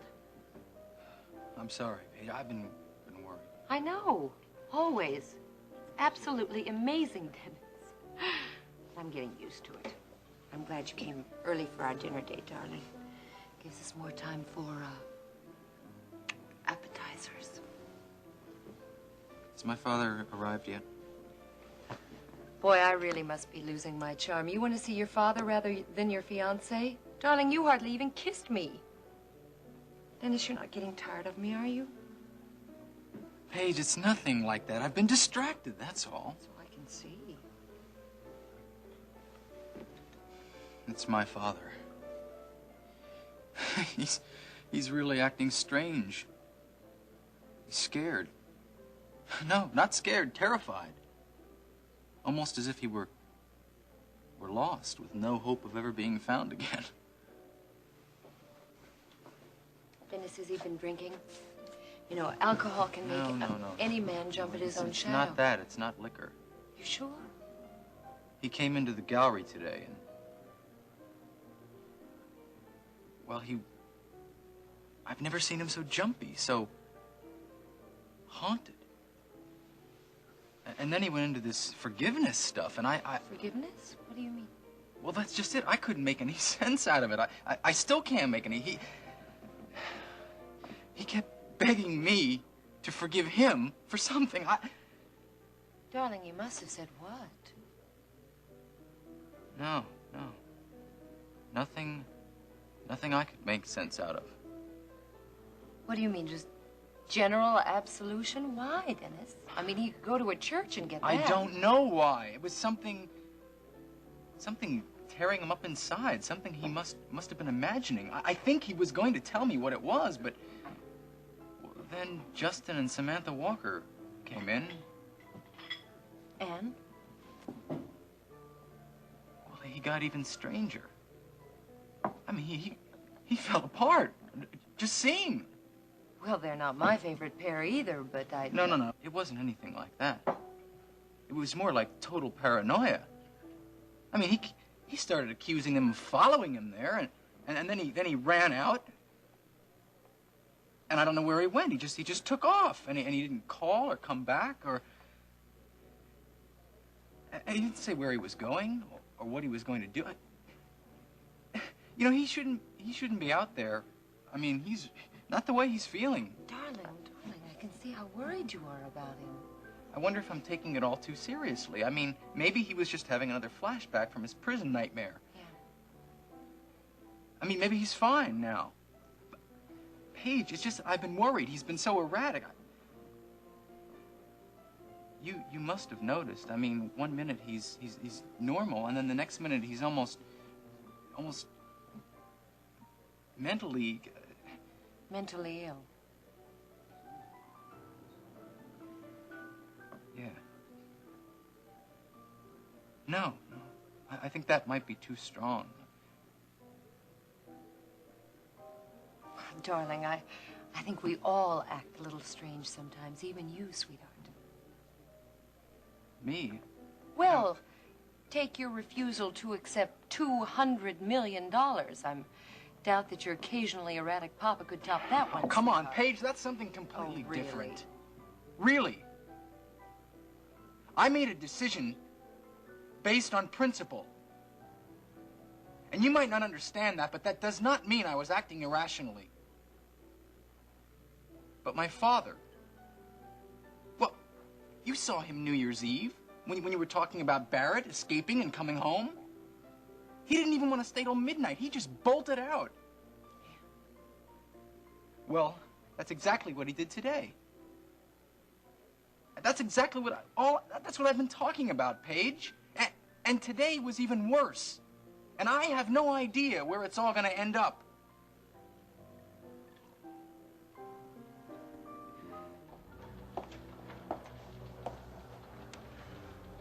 No Elliot, huh? Nope, not a sign. Didn't even get back from lunch, apparently. Well, actually, I'm not surprised. He was so upset when we were at the art gallery that I don't think he'd want to see us here. Justin, I think Dennis was right about Elliot needing psychiatric care. The sooner, the better. Maybe I better call Ryan. Alert him as to Elliot's state of mind, He's supposed to show up for a meeting with Iris today on Alice Wheeler's yacht.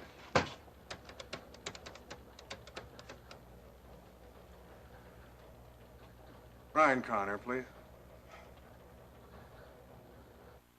Connor here. Ryan, Justin Marshall, I have some information for you. Yeah, shoot. What is it? Well, it's about, Elliot. He's acting a little weird. How do you mean? Well, he didn't even show up to work today. And, well, Sam and I, around lunchtime, were over at the Western Art Gallery. He saw us, and he kind of flipped his lid, went stomping around saying that, we were spying on him or something. Yeah, well, what happened? Well, Dennis says this isn't the first time this behavior has showed itself. Maggie kind of agrees with him. He kind of gets set off every time Cambodia or Barrett is mentioned. Yeah, well, I'm not surprised. Huh?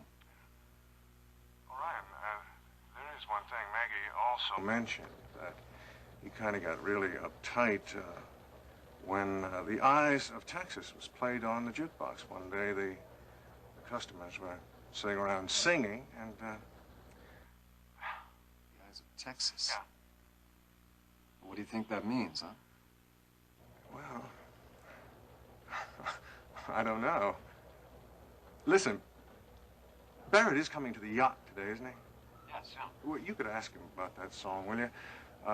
Barrett never was very musical, but he always managed to play a few tunes on the harmonica. One of his very favorites was The Eyes of Texas. Right.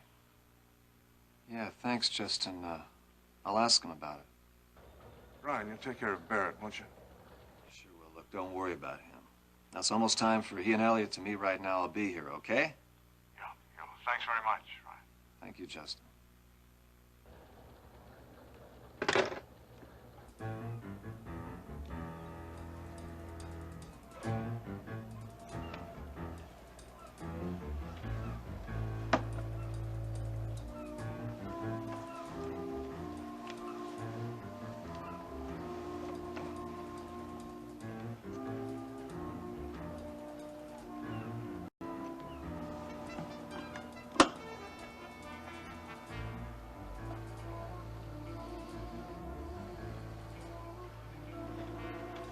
Nine o'clock.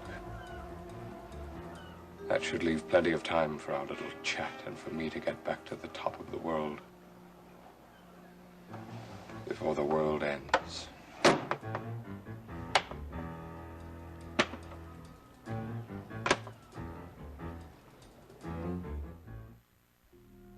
Hole in my shirt.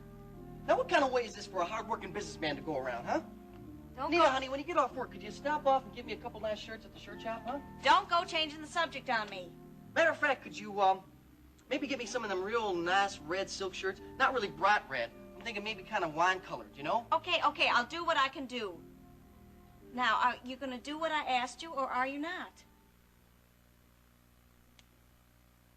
No, I ain't. What did you say? Who do you think I am, Nita, huh? I can't go getting everybody and his brother-in-law a job up there. I gotta worry about my own job. You got Elena a job. That was one thing. It was different then, okay? Besides, I'm not even sure I can swing that for her. It's up to her, I mean, if she can please the customers or not. It was different. Besides, I figure I owe her, and she's always been a real friendly kid. Yeah, she's friendly, all right, to you. She's too friendly, if you ask me. Come on, Nita, you ain't gonna go starting up on that again, now, are you? All I'm saying is if you got Elena a job, you can get her friend Jeb Hampton a job, okay? That Hampton's bad news, Nita. He's nothing but a hothead. I can get them pickers a dime a dozen. He's trouble, Nita. You want me to put my job on the line, bringing trouble in on the chicken coop? I mean, I gotta work there too, you know. Now, how can I stand it? He's gonna be there causing me trouble, starting fights and stuff like that. When he stepped in between you and me when you were going to hit me, is that what you mean by causing trouble, I wasn't going to hit you. But yeah, sure, he come in meddling like that, just like he's doing with Elena right now, meddling her career, and he's trying to make trouble for me. He's out to get me, Nita, and he don't like me any more than I like him. Well, I didn't mean that you're supposed to like each other. Well, I don't want him there, all right? Besides, I mean, if he's such a big shot, he ain't. That's why he's holding so tight to Elena's skirt all the time. He can't make it on his own. Oh, wait a minute. Wait a minute, I'm not going to believe that. I mean, Jeb Hampton used to play in New York City, Billy Joe. They got losers everywhere. Losers do not cut records. You heard him playing behind Elena. He's got class, Billy Joe, and you know it. Class? As far as I can see, he flunked out. You want to know what I'm thinking? You want to know what I'm thinking? I'm thinking that the reason you won't talk to Bernie about hiring Jeb is because you want Elena. You want Elena to be there all by herself. That's right, so what? Well, what do you mean, so what? So what? You know what kind of trouble that's going to mean. No, I don't mean nothing like that. Honey, all it means is that she gets pried loose of that loser's clutches, that's all. I mean, if he's such a big shot, what's he playing out here in the boonies for? Oh, I don't.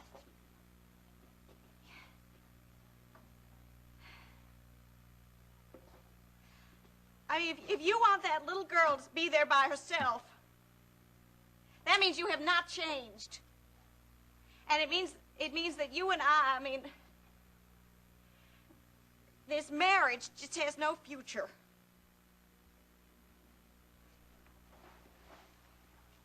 Oh, no, Nita. Don't mean that at all. Come on. We got the brightest, the biggest future there is. I told you, honey, I just don't want to bring trouble back into my life. And that Jeb Hampton's trouble. Can't you see that, honey? Oh, come on, Nita. Well, Joe, just don't try to put anything over on me, okay?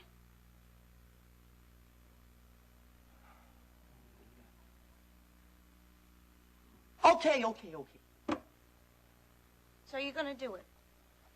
You know, this don't mean it. Don't make a fair test of me being a reformed man. I just want you to know that. You got no right trying to make this a test. Why don't you give me something easier, like trying to jump over the moon or something? Oh, don't go pretending like what I'm doing is hard for you. I mean, you're good friends with Bernie. You just go up to him and you ask him and he says yes. There's something you don't know, though. Bernie ain't the real boss up there. He's just the front man for some dude with the bucks. Oh, really? Swear and hope to die. And it might be I can't do it even if I try to. But if you try, I mean, if you give it your good, honest effort, if you really try to get Jeb hired, well, then I guess I can't rightly blame you for not trying. You mean even if I can't swing it? Because I might not be able to. But you gotta try, Billy Joe. You gotta try like you really mean it. Well, I will, honey. I will. Really. I gotta get off to work now, okay? Billy Joe. I mean to check and make sure you do try. Yeah, okay. Bye. Bye.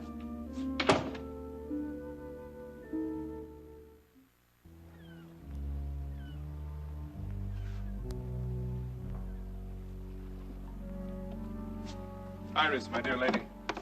So good to see you framed against this lovely evening. The confinement of a hospital room didn't suit you at all. No, it didn't. Here, the sea, the Gulf breeze, and you, the most sparkling jewel in the night sky. Elliot, that sounds like one of the poems you used to send me in Saint-Tropez. So many years ago. Yes. You see, I haven't lost all my poetry. The years haven't worn me away completely. And you, they've only made you more radiant. Thank you, Elliot. That's very sweet. And I won't go on like a moonstruck boy. It's just that, well, I couldn't help it. I suppose I'm simply relieved and happy to see you here where you belong, surrounded by your own people. My people? What do you mean? Well, nothing really. Well, I couldn't help but notice the young man who showed me aboard was Alex's former bodyguard.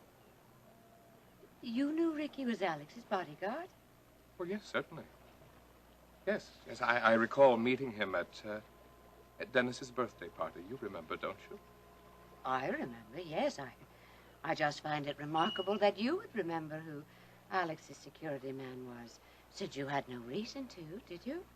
Well, that's hardly remarkable. I am a veteran investigative reporter. I note people's faces and roles by habit. I doubt Ricky was ever introduced as Alex's bodyguard. It wasn't necessary. I've spent a lifetime reading people's faces, ferreting out their secrets, their intentions. Oh, well, that makes sense, of course. Iris, you'd be surprised what and whom I know. Would you care for some tea? Yes, please. You picking him up, Ryan? Yeah, but it sounds like Elliot's alluded to you. We probably should have had the regular steward meet him. It's my fault. I sent the crew away because I didn't want them mixed up in all this. Yeah. I wasn't sure how things would go. Elliot, you look so worn. Are you sure you're getting enough rest and eating properly? I'm just working too hard. You look pensive yourself, my dear. Damn. I hate having Iris exposed to all this. Come on, it couldn't be helped. You know that. She's the only one who stands a chance of forcing Elliot to confront Barrett. Oh, yeah, and he's gonna be here any minute now. I guess I better go out and wait for him. Yeah, go do that. And now, while I enjoy your company immensely, there was a point to my visit, wasn't there? And it wasn't the state of my health. In a way, it was. I'm touched. But, you said you wanted to discuss the, I believe the term is betrayal of the escape from the Cambodian prison where I was held. I would like to talk about that, yes. Are you up to it? For you, I'll make the effort, but no, I don't like to be reminded of the experience. Perhaps one day everyone will simply let me forget. I'm sure Dante wanted to forget the Inferno. Of course, I understand. I only ask because, well, with Dennis about to marry into the Marshall family, your charges against Barrett concerned me. I told you I was willing to forget what Marshall did. He's the one who has to live with this crime. I find it so hard to believe that he's that sort of man. Perhaps there was some misunderstanding. And I'm sure he wishes it was so. But believe me, Iris, there was a betrayal. And Barrett Marshall... Barrett Marshall is here, Mrs. Wheeler.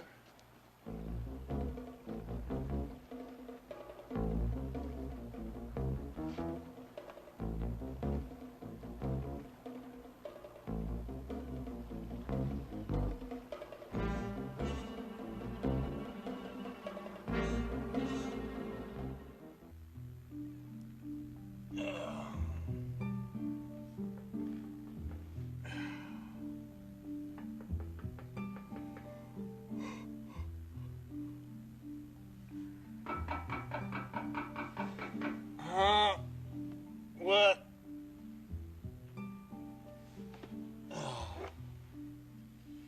Oh, man. It's too early for deliveries. Yeah, I hear you. Wait.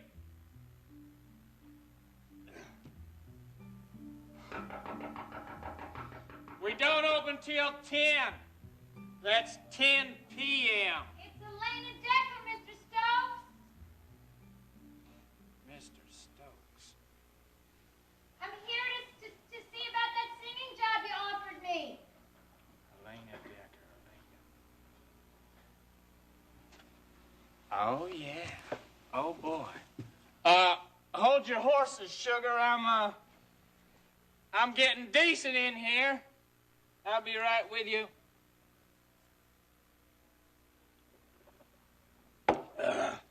You wouldn't want me to come to the door indecent now, would you?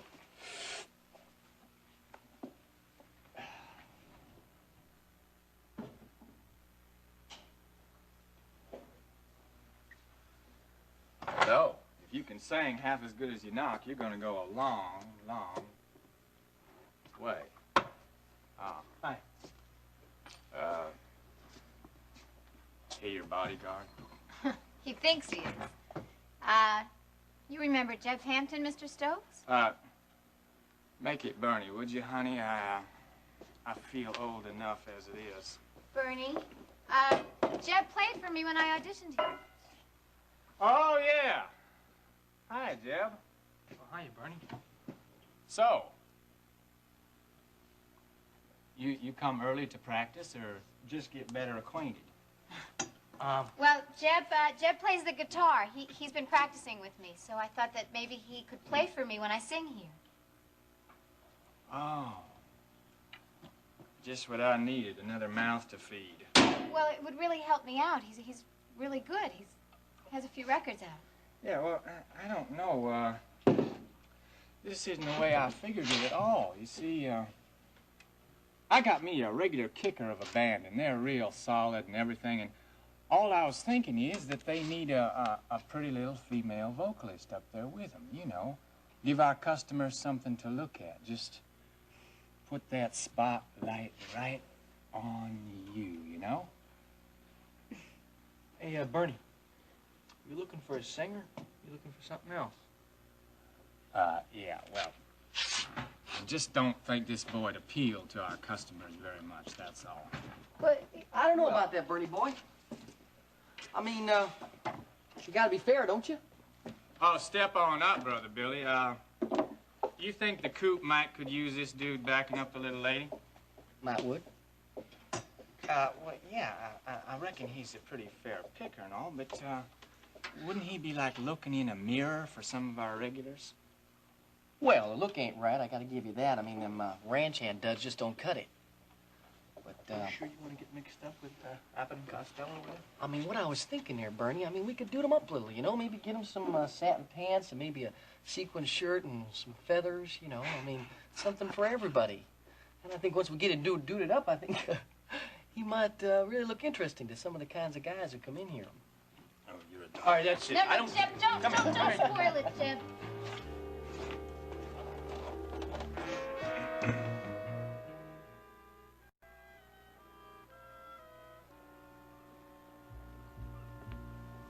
Elliot Carrington. I thought you dead, Marshal. I thought I was dead. So did the guards who left me laying there. The guards you sold us all to. Elliot Carrington. To save your own life.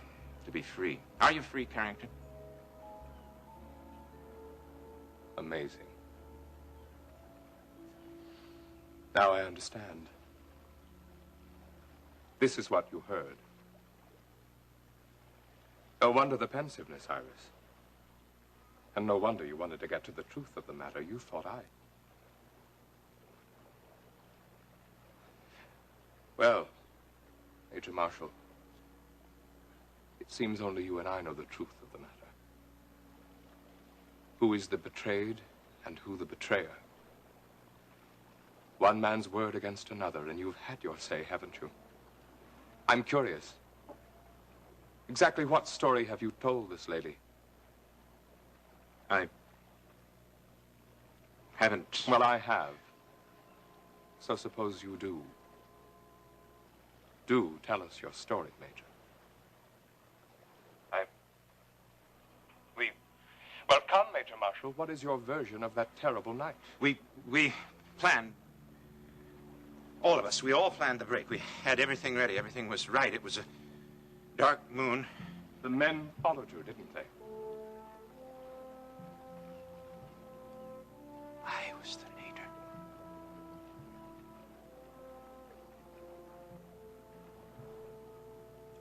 We all knew the plan. But once we got outside the wire, in that clear space, it was like midday. Flares everywhere. The whole sky lit up. They were shooting from all around us. Machine guns around the whole perimeter of the clearing. Behind us, too. Shooting from everywhere. I was hit. Hit. Again. Down. Facing the mud. You were shot all right, but not by the guards. You were on their side, after all. You were shot by one of your own men for betraying us all. Everyone. Shot. Killed. They all died. And I was the leader. I was responsible.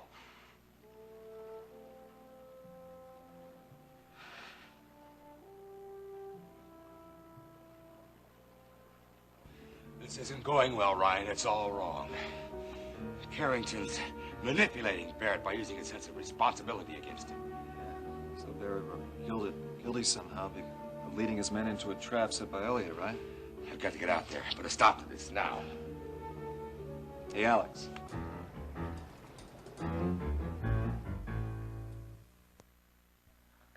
That's your boy. Do got a temper, don't he? Look, man, all I'm trying to do is fix it so you can work here. All I'm trying to do is tell you what you got to do to appeal to our audience. Well, maybe your audience would like to see a boxing match between a guitar player and a clown. Man, don't you know when somebody's trying to do you a favor, huh? Come over here, bozo. No, Come on. Well, I'll tell you, Bernie, I was willing to give this turkey a chance, but have you ever seen a temper so mean before in your whole life? Yeah, man, wait a minute. I sure don't need any fighting in here. Somebody gets hurt bad and it's bye-bye liquor license. Besides which, the boss likes to have ladies coming, and you know, and one thing the ladies do not like to see is that old rough stuff. Scares him. Well, wait, Jeb doesn't want to fight. He just wants to play the guitar. Yeah, well. You ain't a bad-looking kid, Jeb. I guess maybe in the right outfit you'd do okay. Well, thank you, Bernie. So let me tell you something. I'm not wearing any kind of sequins or any kind of stuff like that. You Too understand bad. that? Looks like you what, buddy? Yeah, I'm gonna walk right over your No, face. stop it. Come on, man. Come on, right now. Hey, now, hold on. Hold on. Just everybody give me a break, huh? I just woke up. I can't take all this bad temper. If you two want to fight, I could care less. But I want a blood oath that you do it outside the coop. And I'm talking to you, too, Billy Joe. Please, Mr. Stokes. Bernie, Jeb's got to work here. Please, I don't think I could do it without him.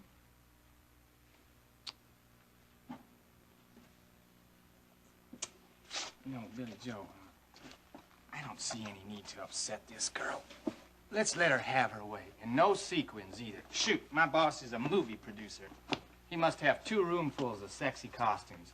I'll have him send over some outfits for both of you, and you can pick out what you want to wear. That be okay? Does that mean that we're in, Jeb too? Why not? You can start tonight. Oh, thank you. That's great. We'll consider tonight a free demonstration. If they don't boo you off the stage, then I'll hire you for a week and see if you can keep the regulars happy. We will. We will, won't we? Oh, I'm so excited. Well, I think we've gotten the truth of the matter now, don't you?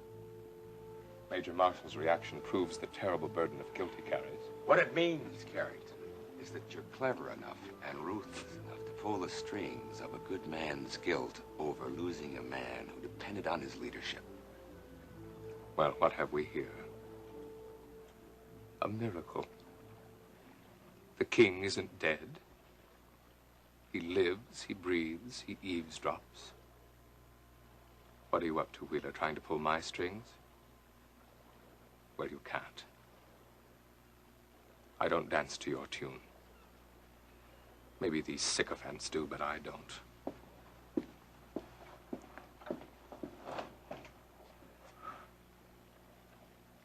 It's my fault. My fault. Alex, why did you do that? Now he knows he'll hurt you. It doesn't matter. Nothing matters more. What I mean is he already knew. He knew, but how? I was sure you noticed. He wasn't surprised at seeing me, not in the least. It was as though he expected to see me. When I came out, I thought he would be so disturbed that he would be shaken from the truth. But he knew. Somehow, he knew.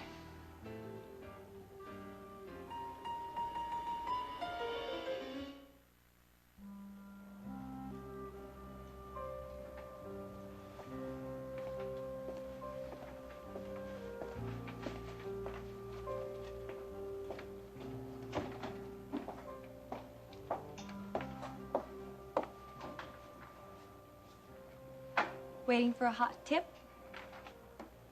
Oh, no, I'm just waiting. For anyone I know? No, Sam, not even for anything you know. Well, we don't get that many mysteries in sports, but it is getting late. Yeah. In case you missed it, my dear, that was a hint.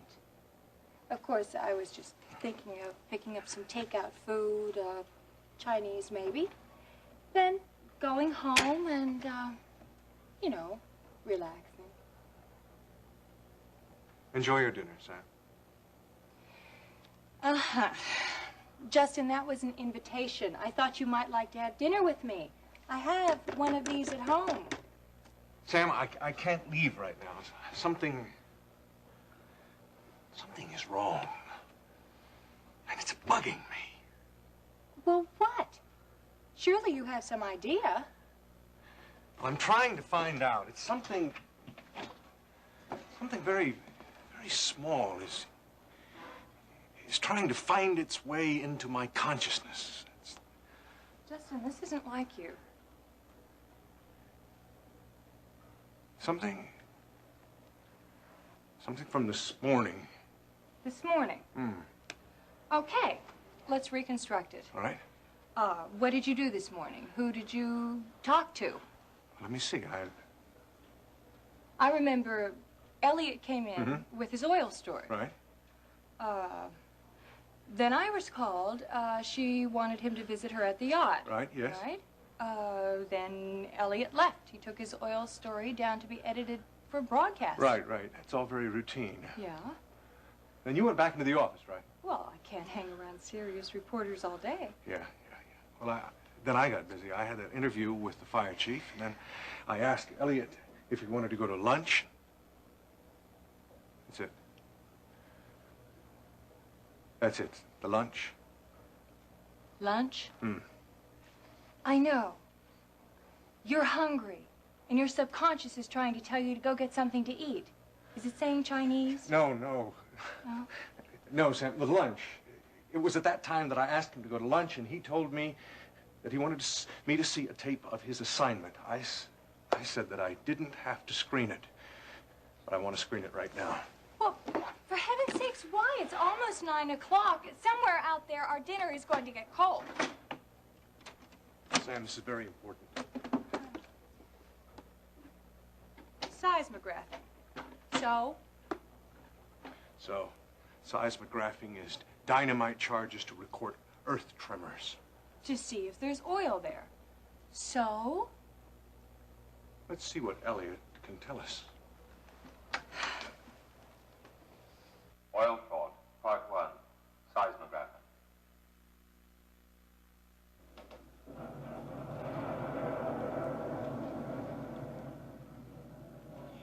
Every year, thousands of man-made explosions are used to explore for new reserves of that substance that makes the wheels of modern technology turn. Oil. The stakes are high. Great fortunes can be made or lost on the basis of a seismographic reading which indicates a new pool of oil hidden below the surface of the earth. This report will deal with a hitherto unknown fraud in a well-known local oil-producing company, one that is costing American consumers millions of dollars a year. But the story begins here, where a seismographing team drills through the unyielding rock, plants a powerful force of TNT like the one you see here wired to the surface, and makes contact at a set time.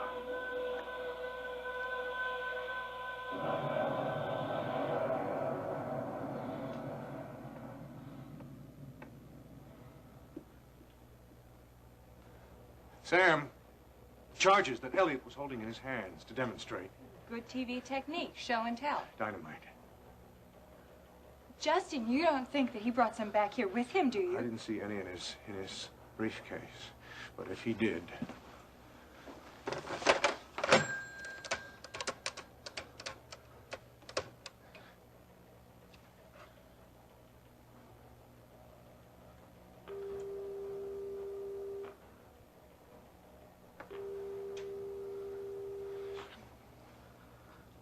Connor here. Ryan.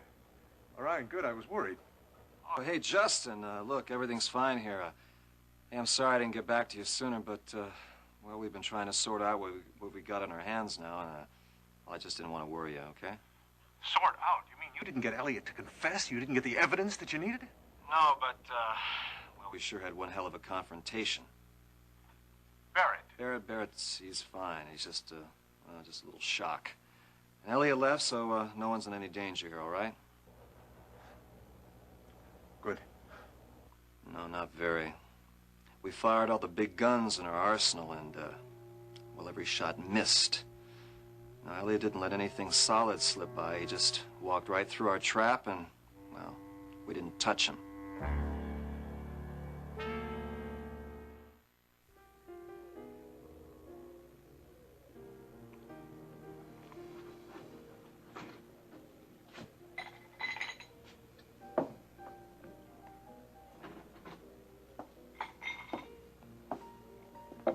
Oh, hi, Elliot. I'm late. I'm really sorry. Time just... Well, I should have called. You feeling better now, Dad? Oh, yes, certainly. Just a bit harried from the traffic, that's all. Oh, I haven't gotten reacclimated to that yet, I'm afraid. See, I went to visit your mother on the yacht. She asked me to meet her, which I regretfully neglected to tell you. Well, that's all right. How's Mom? Your mother? Oh, she's fine. Excellent spirits. The drive back just took longer than I expected, though. It's incredible. What? Oh, the traffic. Even this late. Well, don't worry about it, Dad. Sit down and join us for a drink. I mean, we don't mind waiting. No, of course. Dennis, time flies. Come join us.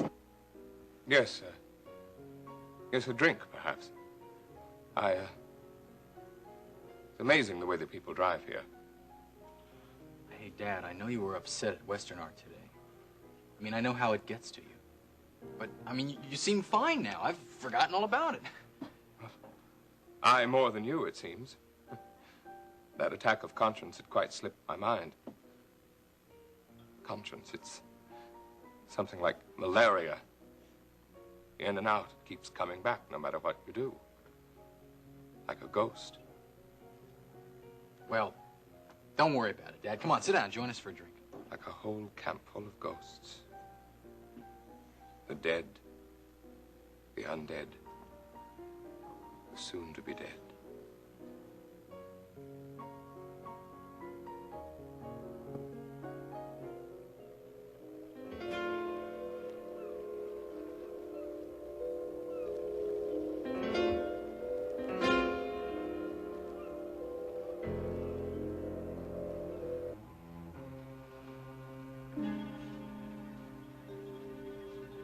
Ryan, have you thought? Maybe you didn't surprise Elliot because he was already onto your planning.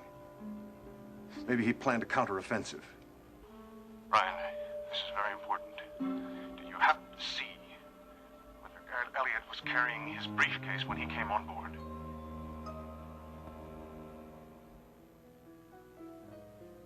Come, you two waited long enough. Let's have dinner. I'm famished myself. Well, I can imagine, late as it is. Yes, it's late. It's quite late.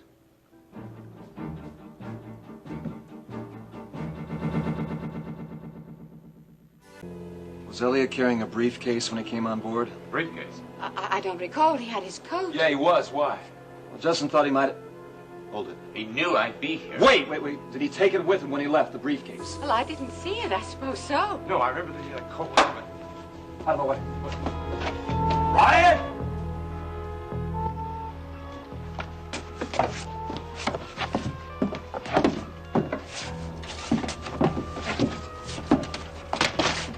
It's gotta be here somewhere, damn it. Alex, what is it? Why is Ryan so... I don't know. So, Justin, what's going on? He was ready for me. He knew about me. I don't know why he... No. Alex, everybody out, over the side! What? Down! What is...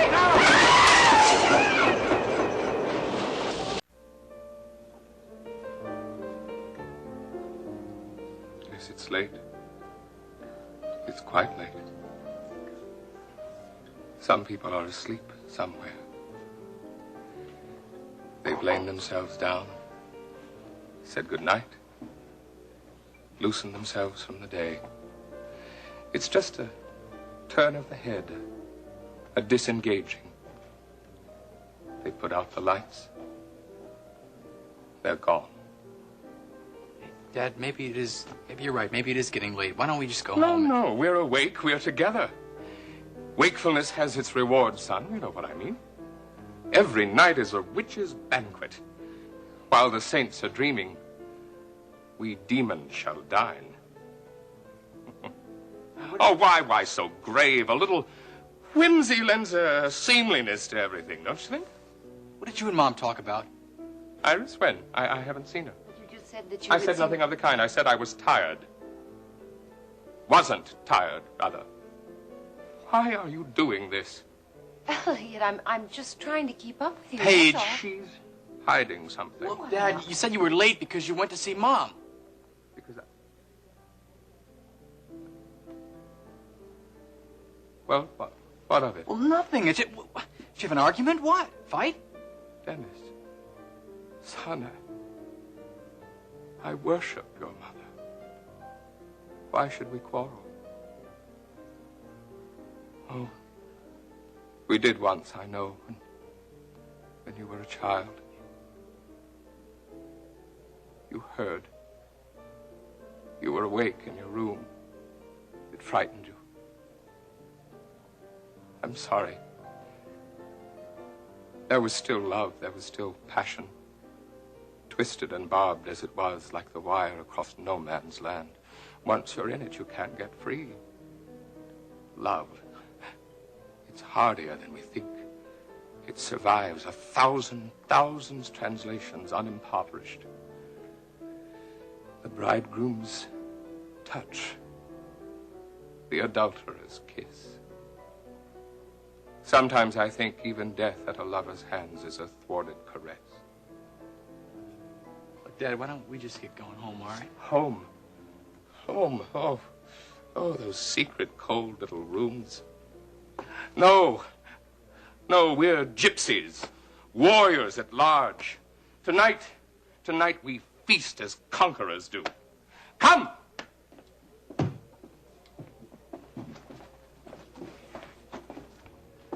Where's the sommelier? Wine, my lovely hostess, and have them heap the table high with the bounty of earth and sea, in tribute and celebration of the circle of life and death. Dennis, there is something wrong with you. I You know there that. is. Just bear with me, all right? Give me a chance. Let me. I'll keep him quiet. Okay, I hope you know what you're doing. Well, so do I.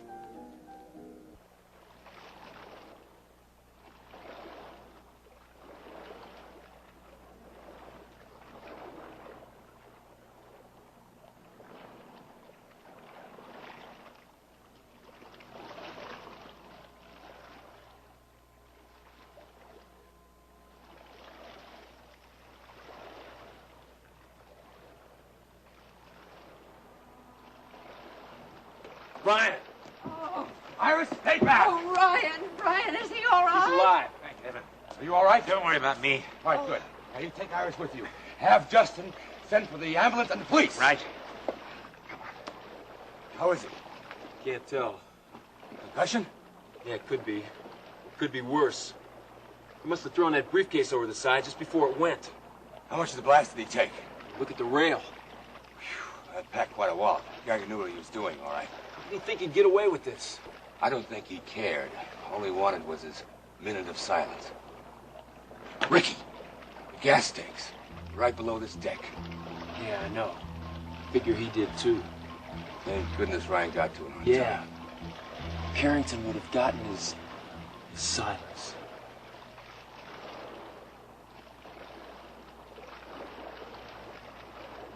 No, I'm okay. It's Ryan. Justin, listen. I can't explain it to you right now. Just get them here as soon as you can. Right. And thanks. You stay put, Mrs. Wheeler. I doubt if I can do anything out there, but...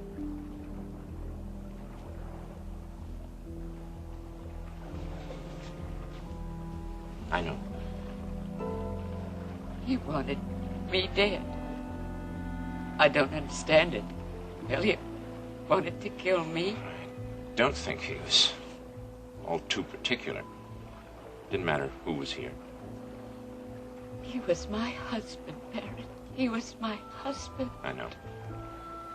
I heard it said the more you know a man, the more stranger he becomes. The face is his, but there's nothing else about him I recognize. I do. I recognize him. But I thought your memory... Not now. Not anymore. I remember all right. So, we are here, and at the same time, men I lived with for 5 years are lying across the Pacific under that steaming dirt, rotting. I understand, Elliot. He wants to change the rules. He wants to draw the boundaries in tight. Say the rest of it isn't there. So did I. But all alone, at night, I smell the heat. Perhaps Elliot isn't so different from you and me. He's different. Yes. He prizes himself too highly. No. He holds himself too cheaply. Something missing in him. I saw it then. I'd been there 4 years when he came. For the first few weeks, all he did was stare. He wouldn't talk to us. He couldn't believe that we were men, not monsters. We were soldiers, but he couldn't assimilate. He was lacking something. It was like, I don't know. I think it was imagination. Have you ever stopped to think how much imagining we all do? I mean, just to hold together the odds and ends of where we've been and what we've been, and know that all that is us.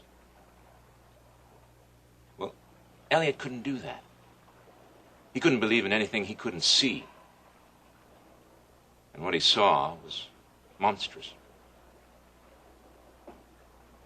Did he ever...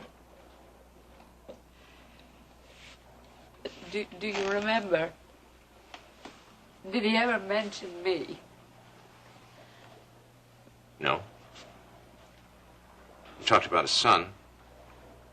Someone too perfect to be real. He never talked about you. I can't help feeling I caused this somehow. It's impossible. You don't know.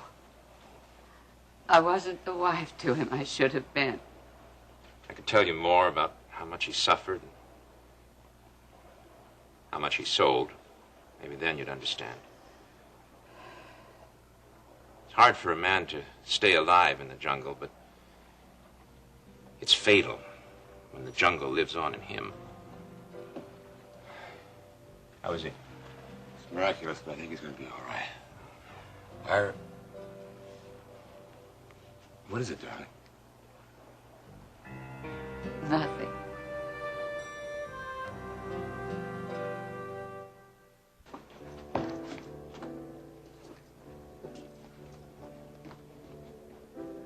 Okay there, Alan, bud, you can take off.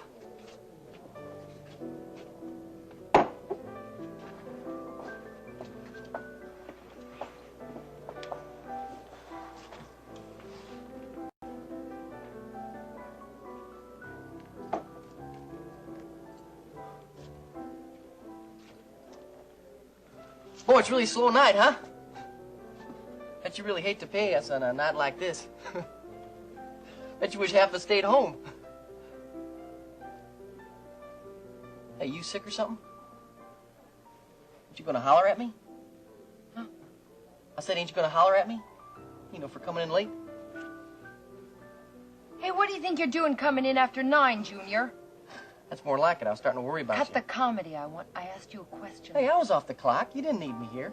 You might as well get used to it. I mean, you're sharing me nowadays. I got more than one iron in the fire, and I mean big time, too. May I remind you, Junior, that you are on parole, darling. One false move and the irons clamp around those cute little legs of yours. So what am I supposed to do, huh? Roll over and play dead? I got a life. I got a future like everybody else. Right. Life behind bars, honey. You know, I don't figure on tending bar into my old age.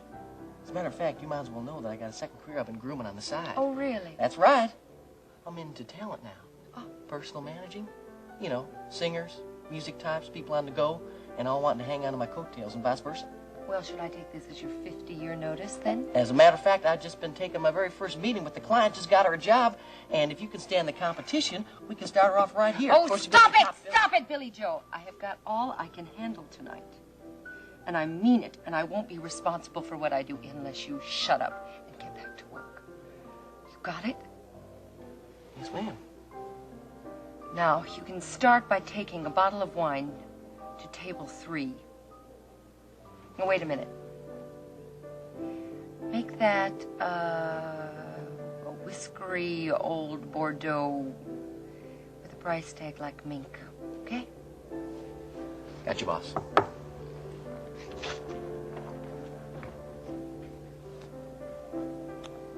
Elliot wants to play, wacko. He can pay for the privilege. Oh, will this be okay, Mr. Stokes? Hey, now, I told you about that. You call me Bernie, Bernie. okay? Oh, right. I think I'll call you Foxy. Woo! Look out, there's a fox in the chicken coop. Whoa, bad joke. Well, then you think that it looks good. Good. Honey, you look like a star. You're gonna be dynamite for this place. I got a feeling. I always go with my feelings, you know. Well, I'll tell you, I feel like a different person. Yeah? You think that somebody really wore this in the movies? Well, maybe for the first few minutes, anyway. Yeah, any longer than that and the audience would go blind. Maybe so. Like the boss says, clothes may make the man, but they don't necessarily make the picture. Anyway, I'll lay you odds that whoever did wear it before you didn't look half as good in it as you do. You're just saying that. Cross my heart. Which reminds me, I've been meaning to speak to you about something. How'd you like a little insurance for your job? Well, why? You gave us tonight to prove ourselves. That's fair. Oh, no, yeah, that's true. But what I'm saying is, if you don't. Well, we're good. Oh, I believe it. I believe it. But, there's no predicting the public. You see, in the trade, you got to have what you call contingency plans. Now, say we get a bunch of tin-eared rowdies in here tonight, and I gotta let you go. Now, that's a contingency, and when you see one coming at you, you gotta step out of the way and into something else. A contingency job. Yeah, but I don't know how to do anything else but sing. Oh, now, Lena, come on now. That's the wrong attitude. What I'm telling you here is that you got money-making talents that never even seen the light of day. Well, we don't have to worry about that. Look, I have been working hard, and Jeb is the best. I mean, he would never let me be lazy, and he certainly wouldn't let me be bad.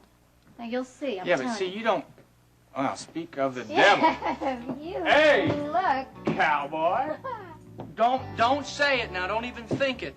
You look beautiful. Beautiful.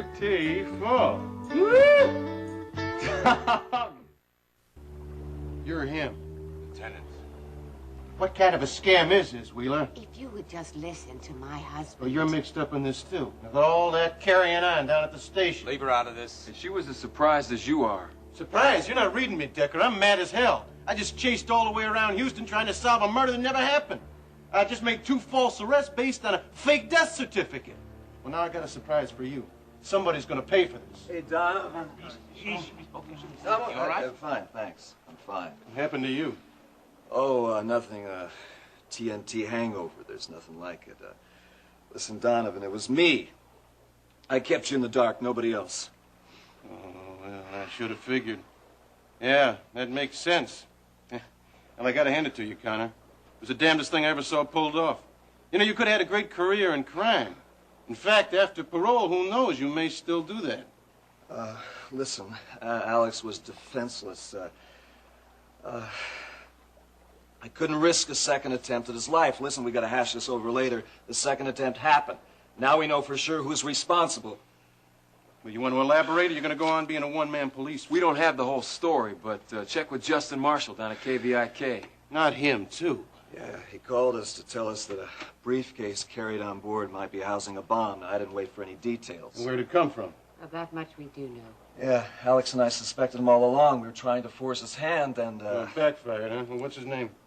Elliot Carrington. Where can I find him? Oh, no, wait a minute. He's with KVIK.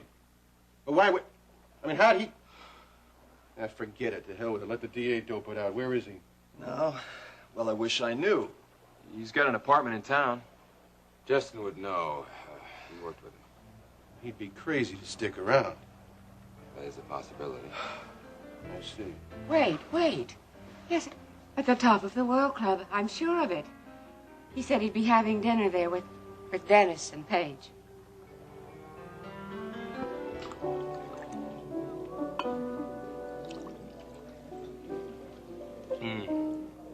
Superb.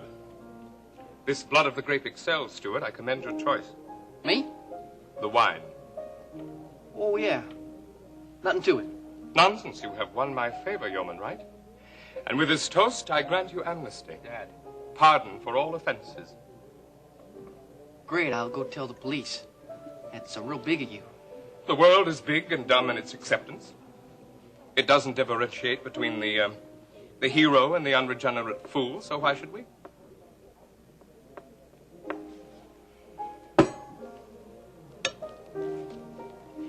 My, aren't we philosophical tonight, Elliot? Existence puzzles me on nights like this. It's very pleasant, don't you think? Maybe just the wine. No, it's being sheerly that. To be alive is simpler than anyone imagines. Take this boy here, this man. When he was small, I taught him right from wrong. At least that little corner of it I thought I knew.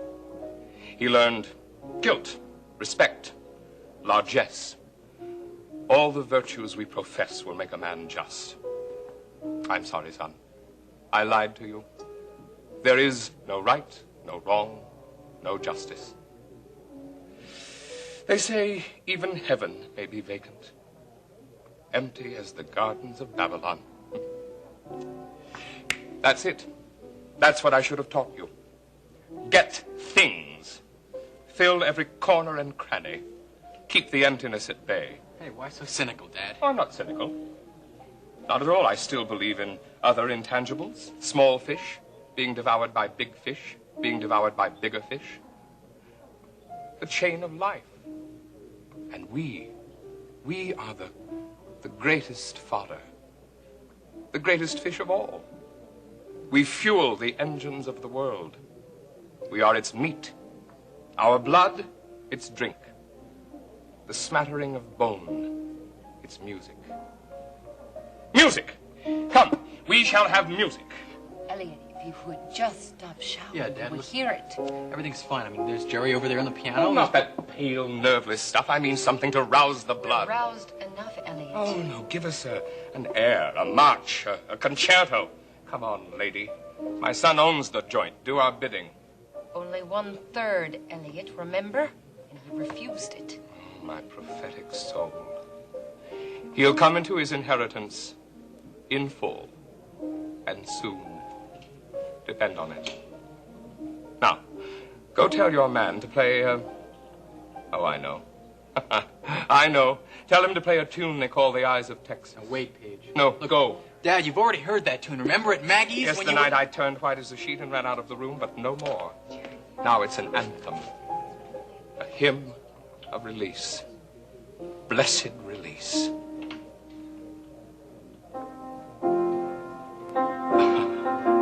Oh, yes. Listen. Those eyes are closed forever.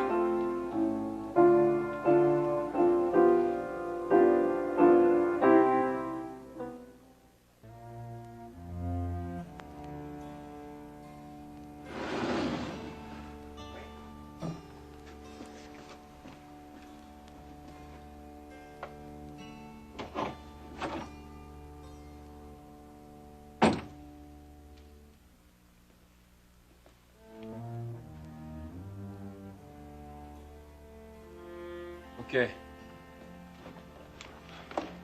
I told you, he's upstairs in the club. That was his car in the garage, I'm sure of it. Yeah, she's got to be right. Where else would he be, huh? All right, Ricky, head back to the garage and wait for Donovan and his men. Right. And get them up at the club, but quietly. I'll meet you there. I'm coming with you. Oh, not on your life. You've seen enough fireworks you're going to see for the day. No, I've seen it through this far. I'm coming with you. Oh, Ryan, you can't. Look at you. I hate to say it, Ryan, but you'd be in the way. Yeah, okay. Look, Uncle, he's your man. Now, you finish this job for me, all right? All right. Now, you stay with Ryan and Iris. You know, wherever that Carrington's headed, there's no way you're going to know where he's going to be running. I'll be here. But I won't. Alex, I'm going with you. Darling, look, Don't darling me. You know I'm the only one who can handle Elliot. it's out of the question. Dennis and Paige are with him. If my son and husband are in danger, then so am I. It seems to me we've had this discussion before. And I suspect we'll have it again. What's that for? For letting me bully you. Let's go. Get the door. Yes, dear. Well, she's quite a woman, isn't she? Sure aren't many around like her, that's for sure. There's still a few. Yeah. What can I get you? Drink? Pillow? No, I'm fine. Listen, you've done enough for me already. That works both ways. You brought me back. Now, Barrett, I've told you, No, you no, don't owe not me from anything. Bangkok. I don't mean that. Plane can't bring you back. It just moves you from place to place. I mean, there was a lag for me. Long after I got back, I felt like my own impersonator, like whoever knew the things I had to remember had moved out. No trace. Left me in charge, and I had to bluff it. Clues everywhere. No certainty. But facing him, Carrington, you made me outflank what was missing. I'm a soldier again. I know what to do. I'm back. Good. I wanted that. Welcome home, all right? I think we could use some coffee. Is there some water in here? To your left. Okay.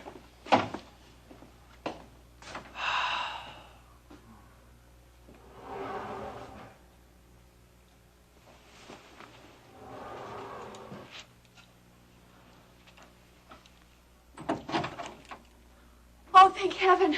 Oh, Ryan, darling, so glad you're all right. Oh, I was so worried about you. Tell me, is it hurt? Is it your head? Darling, you all right? Jenny. Oh, sweetheart. Jenny.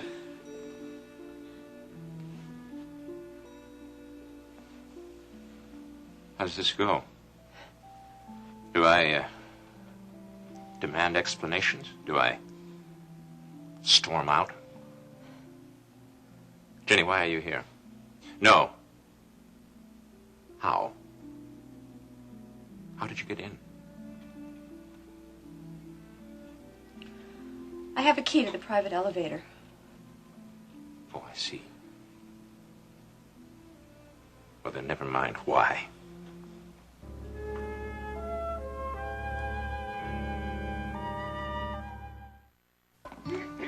Okay, that's it. Y'all relax, make yourselves to home, say your prayers, do whatever you do before your act. I'm going to open up. Oh, meet my girls. Come on over here, girls. Now, this here's Lula, and this here's Prince. It's not like we're poodles. Uh-huh. Wolf. Now, you be nice to these folks, will you? Hi. How are you? Hi. We might be the new entertainment around here if everything works out okay. Hi, I'm Elena Decker. This is my manager, Jeff Hampton. It's nice to meet you. This is my first job. Well, actually, yeah, it's my first job in Houston. It's not his first job. He's been in New York cutting records. Oh, well, we thought you looked familiar, didn't we, Lou? But That is impossible. I think it's really nice of Mr. Bernie to give a job to a newcomer like me. You know, I haven't had much experience. Jeb has, but I'm really nobody. Oh, Bernie's got a heart of gold, all right. Or gold plate. But if he asked you to his trailer to talk over your future, honey, take my advice. Stay home. Shake it up, girls. This ain't no tea party. We got customers. We go rehearse. Now? Now. Gotta keep them in line, you know. Right. So, what do you have? Right. Okay. Say, baby, how about you bringing your little self back to my trailer and talking about your future? I am staying home. Oh, what's the matter, darling? You have something against trailers? Trailers? Yeah, they give me Claustrophobia? yeah, something like that. Well, what's the matter, girl? Don't you want to be one of my girls? I don't want to be anybody's girl. Except for yours, Jeb. Cut! End of rehearsal here. What is this, Jeb? Why, this is the real thing. Elena. Look, if I don't have a future with you, Jeb, then I don't have a future. How you doing, Elena? Hi. Oh. Oh, hi. Hi. Is this a house call? What's it going to cost us? Pay no attention to her. She's got the, the butterflies here, performing and everything. Say, what are you guys doing on this side of the tracks? You're, slumming tonight? No, actually, we heard there was going to be a big debut here tonight, so we thought we'd just come check it out. Ah, Sherlock. At it again. The eternal snoop. Yeah, snoop is definitely the word. Did you come here to check us out or check up on us?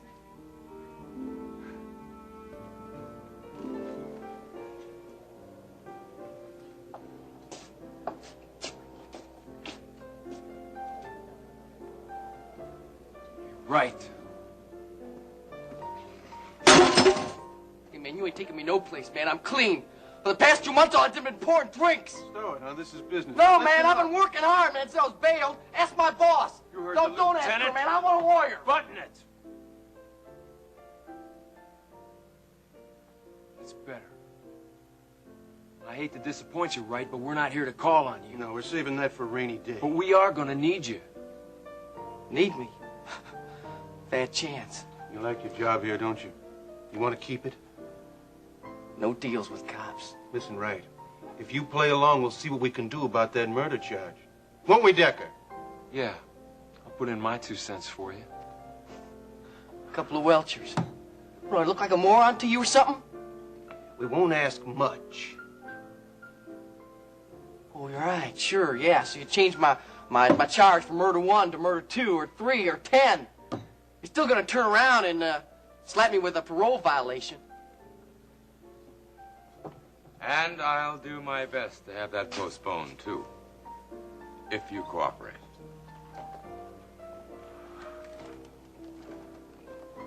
Mr. Wheeler. Yes? It's me. You ain't murdered. You ain't even dead.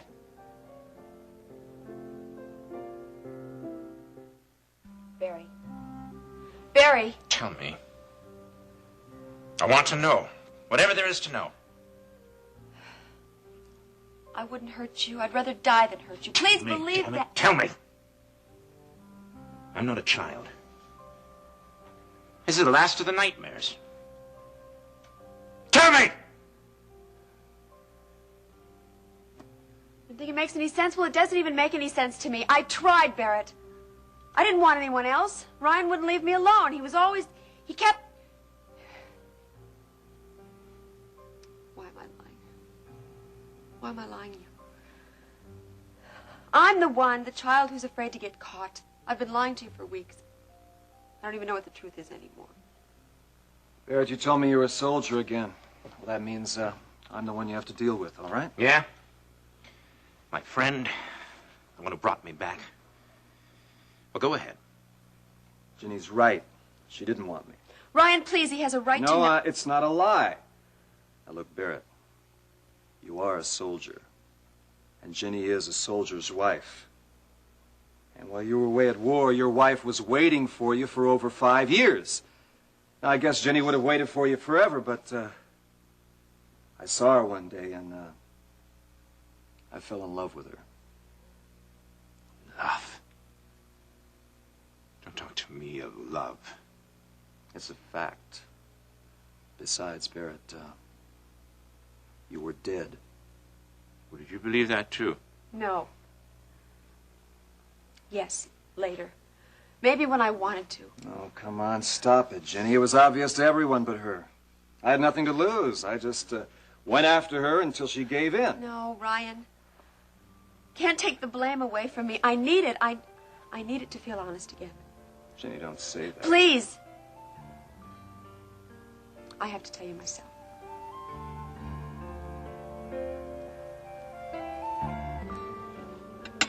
My compliments to chef and scullery. The meal was exactly the feast I asked for. Oh, I'm sorry. Was that my cue? Testy, isn't she? Oh, would that happiness were infectious. So many seem immune. I'm sorry, darling. Forgive me. Why don't you two just go ahead and make merry? Or would you rather I hid my face in the scullery? The party girl poops out. Oh, never mind, Dennis. I think I know the source of this disaffection. It could be something as simple as jealousy. On the other hand, I could be just fed up, Elliot. Charade is not my game, darling. Come on, you two. That's Or on the enough, third hand, the pickpocket hand, it could be my recent mention of your inheritance. The wench is mentally licking her Now chops. that's it. Come on. I've gone along with you this far, Dad. I've listened to everything you've said. But I'm not going to let you talk that way about her. You're not? Of course. As you will, Dennis. Wheeler's bequest and your engagement are merely random, unrelated events. Right, and I'm supposed to sit here and smile all No, this, right? forget it. We're leaving. No, please. I'm sorry. I'm sorry. It's the wine. I'm lightheaded. Forgive me, Paige. Forget it, Elliot. Miss Marshall? Yes? Please, say you forgive me. Miss Marshall, you're needed at the bar. All right. Miss Marshall, you got to go to the bar now. Can't you see we're busy, fool? She's needed. It's important. Excuse me. There, you see? I'm not so proud I can't make amends for you.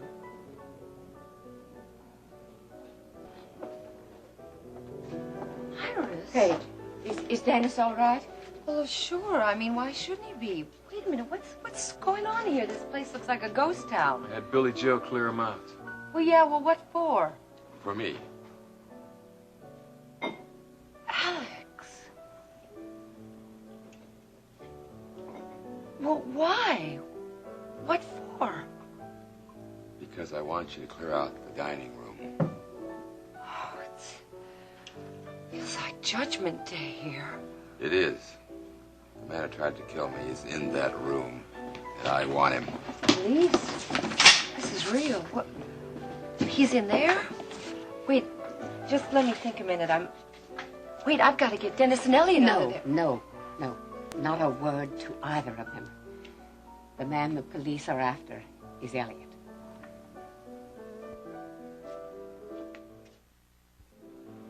A little lower than the angels.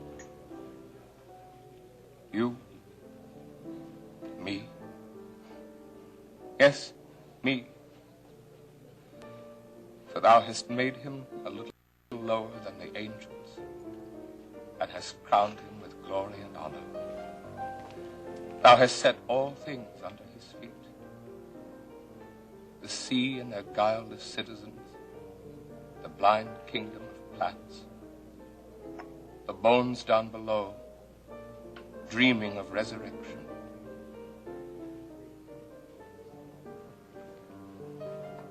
Do you understand the power a man has?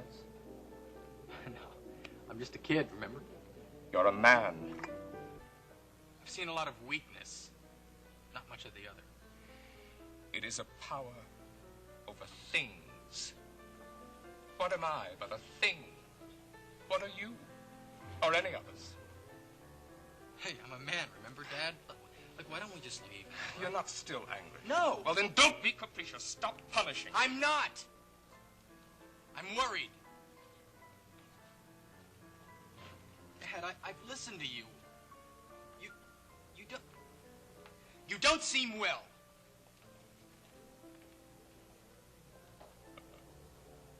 At last, he rears the specter of madness. Don't be ashamed, boy.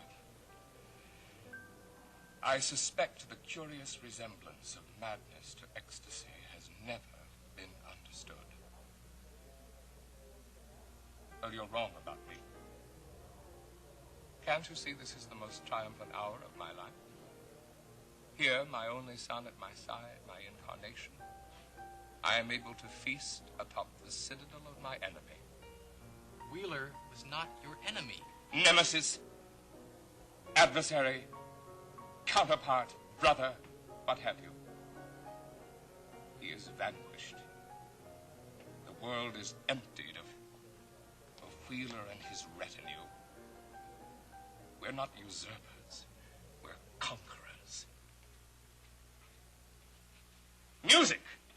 I called for music, sir, and music we shall have. Come on, you'll incite the musicians' union on me. You don't want me to deal with that, do you? Well, sing for us. Oh, come on, darling. It's closing time. We should. Gone? Nonsense. What does that say? Oh, never mind. I can't trust you. It's not late. Can you tell me what my timepiece?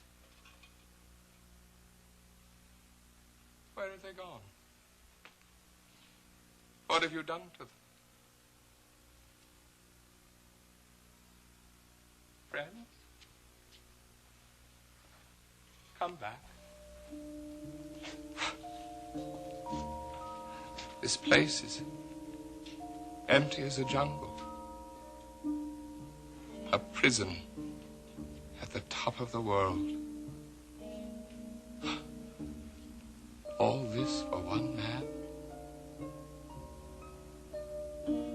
People? Where have you sent them? It's early. Don't you think I can see through your lies? What is afoot here? What do you plan to do to me?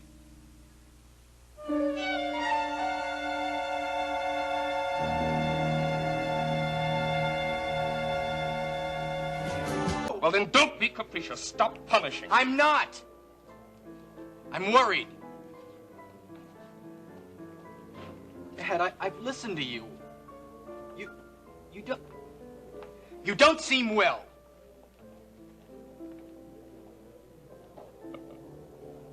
At last, he rears the specter of madness. Don't be ashamed, boy. I suspect the curious resemblance of madness to ecstasy has never been understood. Well, you're wrong about me. Can't you see this is the most triumphant hour of my life? Here, my only son at my side, my incarnation, I am able to feast atop the citadel of my enemy. Wheeler was not your enemy. Nemesis, adversary, counterpart, brother, what have you. He is vanquished. The world is emptied of Wheeler and his retinue. We're not usurpers. We're conquerors. Music! I called for music, sir, and music we shall have. Come on, you'll incite the musicians' union on me. You don't want me to deal with that, do you? Well, sing for us. Oh, come on, darling. It's closing time. We should. Gone? Nonsense. What does that say? Oh, never mind. I can't trust you. It's not late. Can you tell me what my timepiece? Where have they gone? What have you done to them? Friends? Come back. This place is empty as a jungle. A prison at the top of the world. All this for one man? People? Where have you sent them? It's early. Don't you think I can see through your lies? What is afoot here? What do you plan to do to me? We cleared out all the other dudes, but that Carrington's had a snortful. I don't think he's just going to walk out here for you. Dennis could be in real danger. Not the way he feels about Dennis, dear. I don't think he'll hurt him. Well, not if he were rational, but something has snapped in Elliot. He's a man none of us knows. Why have you entered this place so early? Especially on this night of all nights. What's going on? What do you plan to do to me? Oh, Elliot, you've got to be kidding, honey. Your watch has just stopped. Everybody's gone home to bed by just like we need to, right, Dennis? It's time for all good sons to go to the aid of their father. Come on, just let Dennis take you home, Elliot. All right, you'll feel much better in the morning, darling, I promise. Right, Dennis? Yeah, right. Dad, why don't we go home? We can start over again tomorrow. Come on, put your arm around me. Well, if you say so, Dennis, the celebration was just getting started. It shouldn't stop. It should go on. A miracle of the world.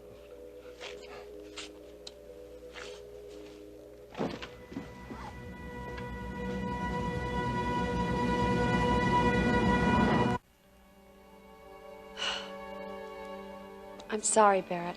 I should have told you before now. I tried, but trying doesn't count. I kept making excuses for myself.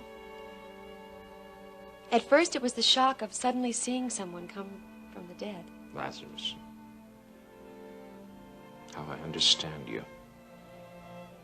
After the shock, it was your need.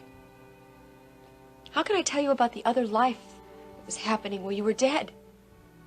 I kept asking myself what kind of person I was. Why couldn't I just have the strength and courage to simply... I told myself I didn't want to ruin your homecoming. This is the only nightmare I never had over there. Death, dishonor, torture, but never this. My fair wife, waiting, true. Please, Barrett. You were working with Ryan, trying to get your memory back. Every struggle seems to mock me. Are you going to help me remember what I never knew? I told you, go, don't try to protect me. With 5 years of treachery behind me, I want the truth. If it kills me, you hear? I bought and paid for that. The plain truth from my own people. Barry, I just wasn't protecting you. I was protecting myself. You know, that's not I had true. to bury my failure. That isn't Ryan, true. let me admit it. I'm sick of lying. I don't want to hurt you anymore. I feel shame for not wanting to talk about the emptiness in my heart when you didn't come back. Shame because you endured so much more. But there was emptiness. What seemed forever, I thought that you'd come back to fill me up again. And after that, there was hopelessness. But even then, I had the memory of you. It got me through the day and night, your memory. But Barry, it was so long. And then I met Ryan. And I found that I needed love, not just the memory of love. I had lost your memory. Just how far did this affair go? We were engaged to be married, and then I flew to Cambodia and found you in that hotel room. Why did you come so far to bring me back to this?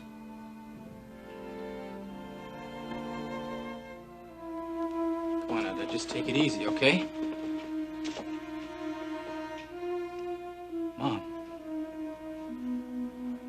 Alex. But you're dead. Yes. Yes, you're dead. You're dead. The yacht, the blast, it suddenly... I'm not one of your ghosts. It's all come apart for you now. You have no more strings. You won't have a chance to betray anyone else. What are you talking about? Mom, what... It's true, Dennis.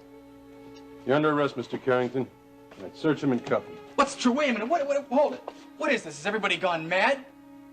You're not going to arrest my father. Dennis, you don't understand. Now let the police do what they have to do. What are you talking about, Mom? Why do they want to arrest him? He shot Alex. Oh, come on! Every time you dislike someone lately, you accuse him of murder. First Justin Marshall, when the police wanted to let him go, and now Dad. Why? Why? Alex is obviously not dead. What kind of a sick plan did you have this time? Want to separate me from my father again, right? No, Dennis, no. Elliot even tried to kill me tonight. Please, will somebody explain There it? are no explanations. It's the same meddling that broke up our family a long time ago. You just... Oh, leave us alone. If you have ever believed me, Dennis, believe me now. It is too late. It was too late a long time ago. Now you... Come on, Dad. Let's get out of this madhouse. Wait! Dennis, listen to me. Elliot is a dangerous man, and he's not even... No! Shut up! Shut up! I won't let you say that, never! If anyone moves, my dear Dennis won't have a mother anymore.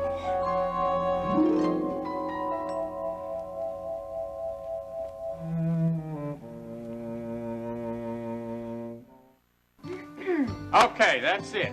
Y'all relax, make yourselves to home, say your prayers, do whatever you do before your act. I'm going to open up. Oh, meet my girls. Come on over here, girls. Now, this here's Lula, and this here's Prince. It's not like we're poodles. Uh-huh. Wolf. Now, you be nice to these folks, will you? Hiya. How are you? Hi. We might be the new entertainment around here if everything works out okay. Hi, I'm Elena Decker. This is my manager, Jeb Hampton. It's nice to meet you. This is my first job. Well, actually, yeah, it's my first job in Houston. It's not his first job. He's been in New York cutting records. Oh, well, we thought you looked familiar, didn't we, Lou? But That is impossible. I think it's really nice of Mr. Bernie to give a job to a newcomer like me. You know, I haven't had much experience. Jeb has, but I'm really nobody. Oh, Bernie's got a heart of gold, all right. Or gold plate. But if he asked you to his trailer to talk over your future, honey, take my advice. Stay home. Shake it up, girls. This ain't no tea party. We got customers. We go rehearse. Now? Now. Gotta keep them in line, you know. Right. So, what do you have? Right. Okay. Say, baby, how about you bringing your little self back to my trailer and talking about your future? I am staying home. Oh, what's the matter, darling? You have something against trailers? Trailers? Yeah, they give me Claustrophobia? yeah, something like that. Well, what's the matter, girl? Don't you want to be one of my girls? I don't want to be anybody's girl. Except for yours, Jeb. Cut! End of rehearsal here. What is this, Jeb? Why, this is the real thing. Elena. Look, if I don't have a future with you, Jeb, then I don't have a future. How you doing, Elena? Hi. Oh. Oh, hi. Hi. Is this a house call? What's it going to cost us? Pay no attention to her. She's got the, you know, the butterflies here, you know, performing and everything. Say, what are you guys doing on this side of the tracks? You're, slumming tonight? No, actually, we heard there was going to be a big debut here tonight, so we thought we'd just come check it out. Ah, Sherlock. At it again. The eternal Snoop. Yeah, Snoop is definitely the word. Did you come here to check us out or check up on us?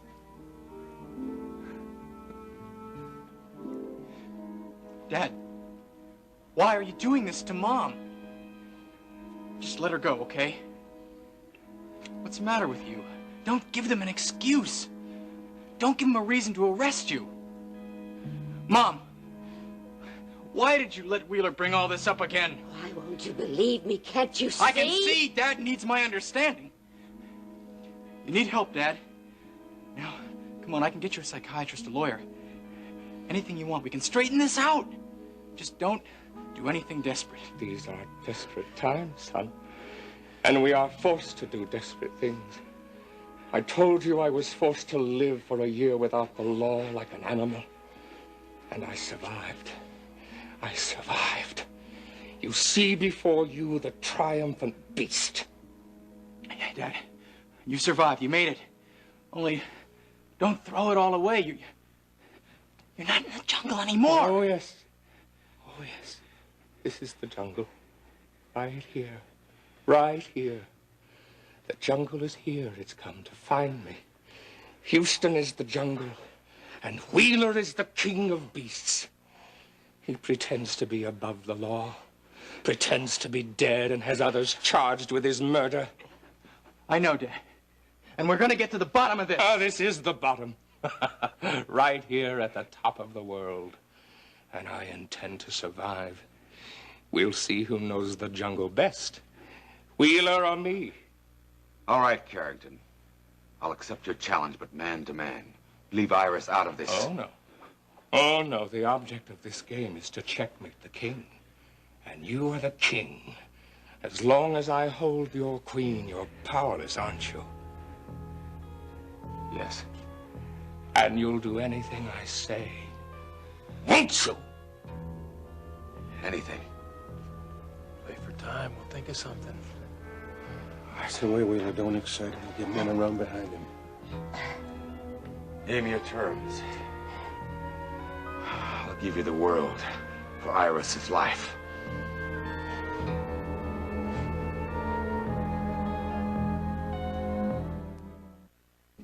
Now, wait a minute. That's no way to greet your fans. I mean, they're hard to come by.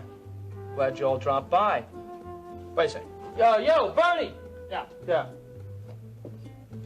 That's some friends of Elena's that came by to catch the act. See, we're bringing business in already. Well, I'm always glad to see new faces. Hi there, good looking.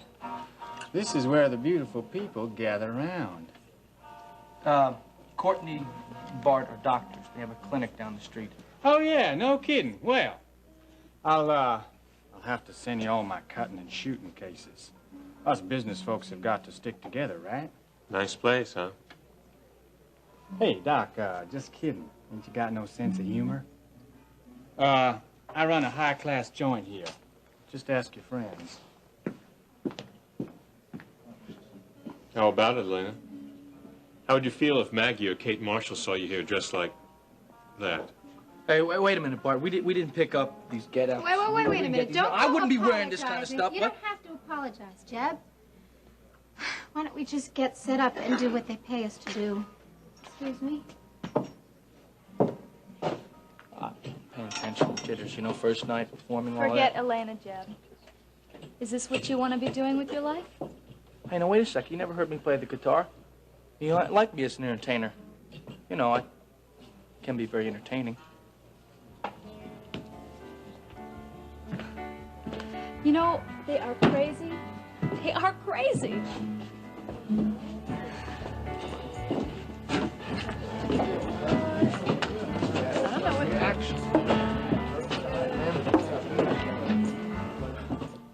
If you need to hate someone... I thought I was coming to a place where I could put aside hate.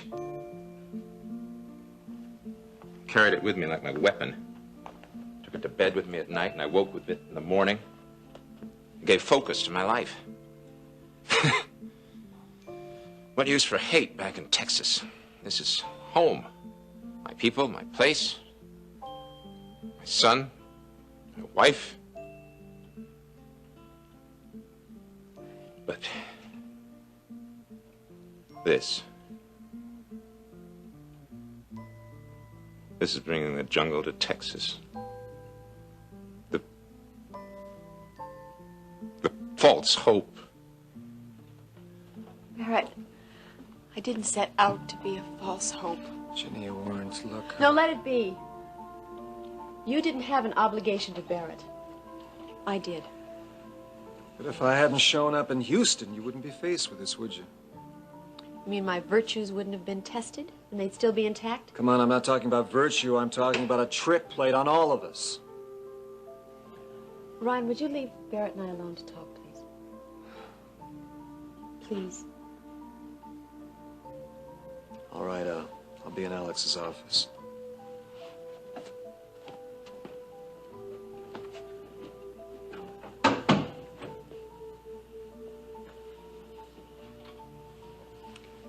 Do you hate me?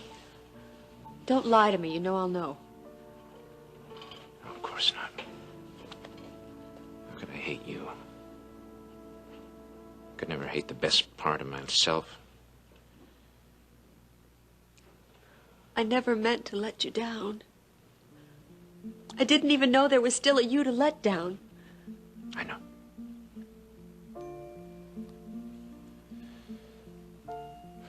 I know. In my head, I don't blame you.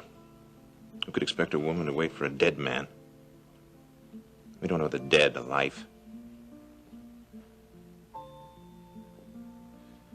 should have died there in the jungle with my men, with that other family of mine. I saw death so often. It lost its horror.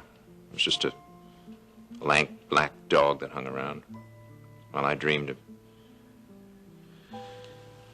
now being home with you. Maybe this is just that dream turned around, gone wrong. Tonight I'll dream of lying down with my men. My last feverish dream before death. Then maybe I'll wake up there with them. Dying. Oh, dear Lord. Barrett, don't think that way. You are home, please. Home is where they love you. Carrington's grabbed Iris. I knew I should have gone with you. Where's Elliot now? Where's he got Iris? I took her into the club office. He knows where the elevator to the helipad is, so I don't know whether he's still in the office or up on the roof by now. How was he acting? I think he's crazy. But I know he's still dangerous, that's for sure. He's got a pistol. Is Alex all right? Yeah, but he's ready to do whatever he has to get her loose from that guy. Carrington has Iris, sweetheart. How'd he manage that? Well, before we could stop her, she tried to reason with him. He's got a gun on her now. He's demanding a helicopter, and he's figuring on escaping from the roof. Alex says he'll do what he wants. Look, I don't care if this is the middle of the night. Now, you get a chopper ready and call in all your pilots. Yeah, I'm going to need a volunteer, but I don't want anybody going up without knowing what's happening. Yeah, it's going to be a bad scene. What do you mean? Where's Eddie? Hang it up, Connor. You've got your volunteer. Barrett. I have a debt to settle with Carrington. Now, you owe me this, Connor. If I can't love, I'll take hatred. Rick, drive Barrett to the hangar immediately. No, Barrett!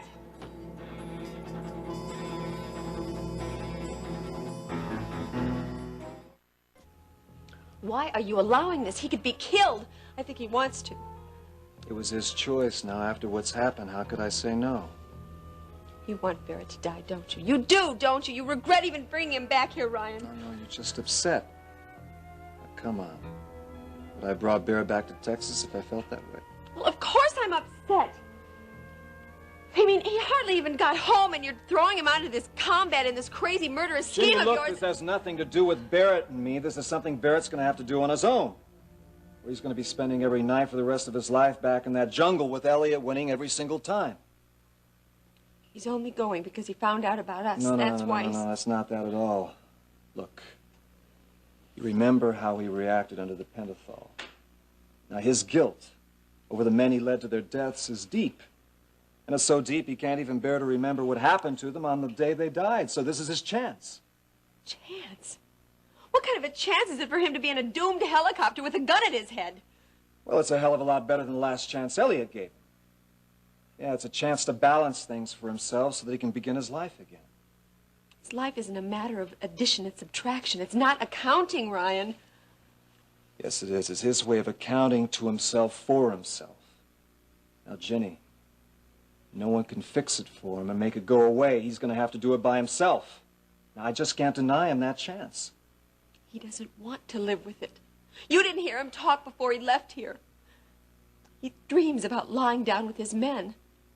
No. I think he'd welcome death. No. Barrett's a lot stronger than that, believe me. But he survived with one dream. To come back to Texas. Come back to his family, the ranch, his son, his wife. And now those dreams are shattered. Ryan, please, please call the helicopter hangar. I'm begging you. Tell them that Barrett cannot fly. I can't do that. Right or wrong, I owe Barrett too much to deny him this chance. Now, besides, Iris's life depends on him now.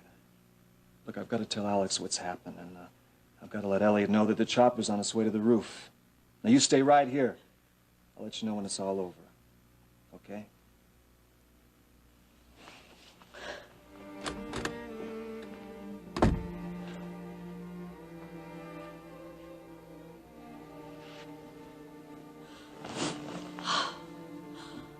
Oh, dear Lord. Let it be over soon. And let them both be safe.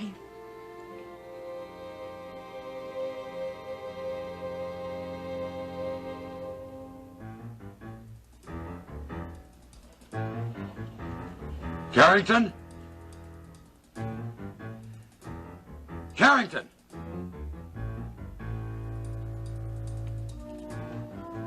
Doesn't look good. Where's that chopper? There's nothing my men can do that won't endanger Mrs. Wheeler. This all could have been a piece of cake if she had... I know, Lieutenant. I know it's not your fault. All she wanted to do was protect her son. I didn't mean to say that she... It's okay. All we can do is our best.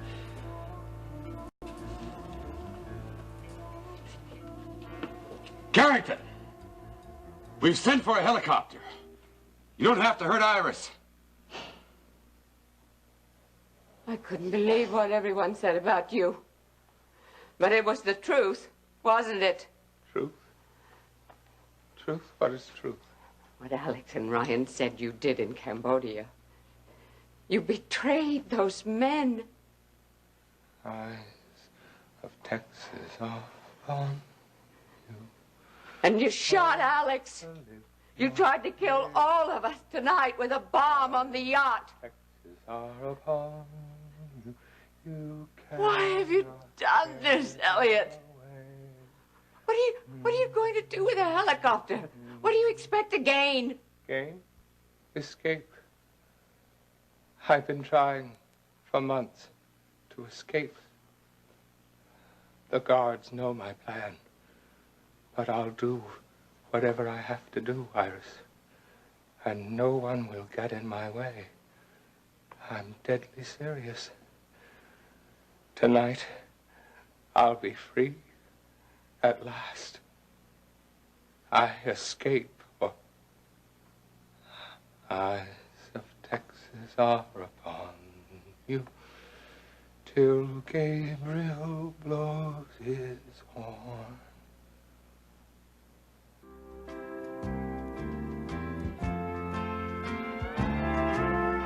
Help me to love again, and help me to love again. Help me to feel the feeling within, and help me to love again.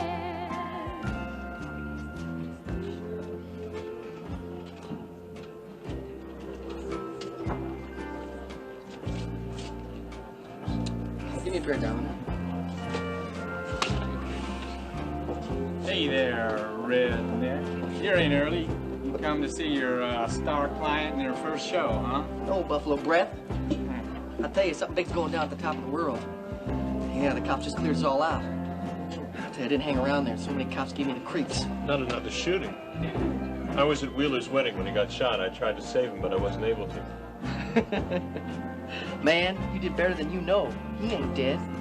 No siree. Alex Wheeler? I'm telling you, man, I saw him with my own eyes, life size. Yeah, I'm sitting in the cooler for knocking off this big shot, and all the while he was just pretending. Pretending to be dead. Yeah, lousy. You know, there were times, sometimes I thought maybe I did shoot. Sometimes I thought I was going to go back in that slam for good. Some joke. That's what Kevin was covering No, up. I don't believe that. Are you sure it was Alex Wheeler? I'm telling you, Dal, it was the man. He didn't even look sick either. I'll tell you one thing, though, he was flat out after the guy who did shoot him. And that adds up to a free Billy Joe ride. Hey, Lana, play something happy for the kid here, huh? Tonight, I'm free again. All right, you got it. This one is for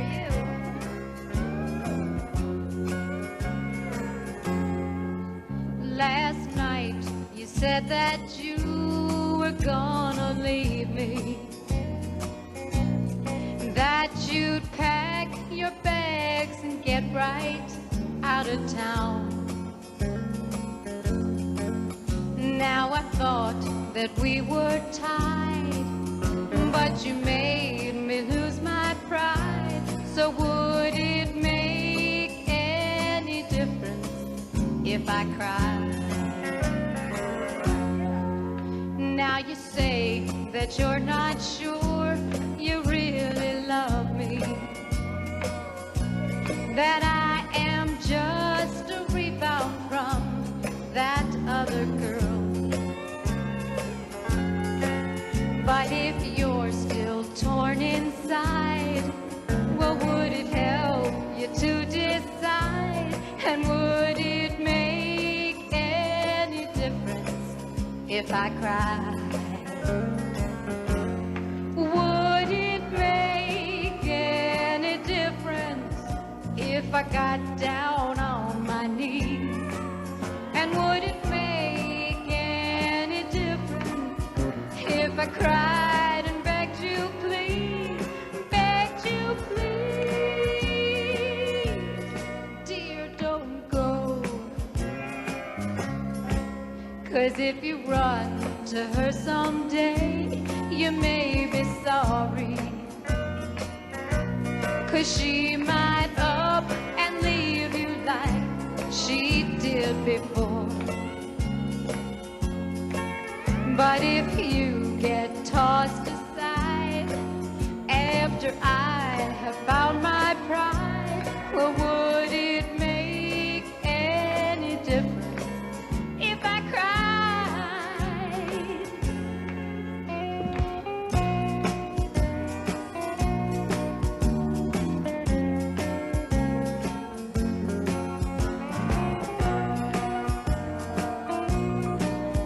If I cried and begged you, please, begged you, please, dear, don't go.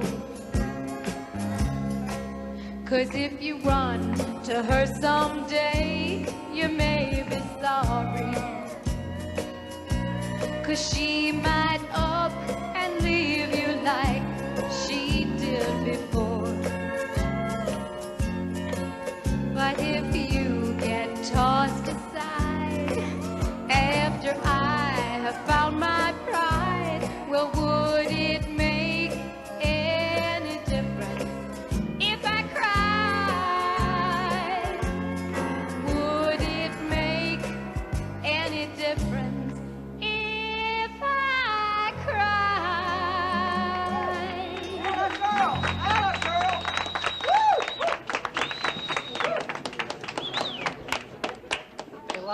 No, they like us. Well, it's getting late. I think we'd better get going. All right. Yeah, well, not everybody likes us. Well, who cares about them? That's the spirit, Doll. Bernie and me, the only ones you gotta please, and you please me real fine. I'm gonna see to it you get a crack at that big career you always wanted. Right to the top. Yes, sirree. Even your friend here looks pretty cute there, all fancied up in them peach dudes. Maybe we'll let him tag along until you get too big for him, huh? Peachy.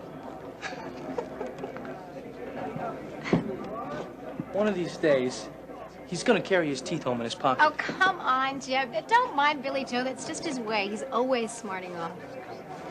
He's not going to break up our act. Now, all you have to do is not let Courtney come between us.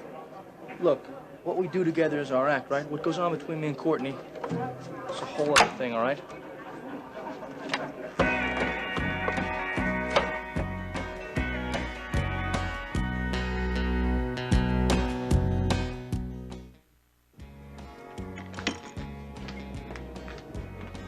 Can I have a Coke, please?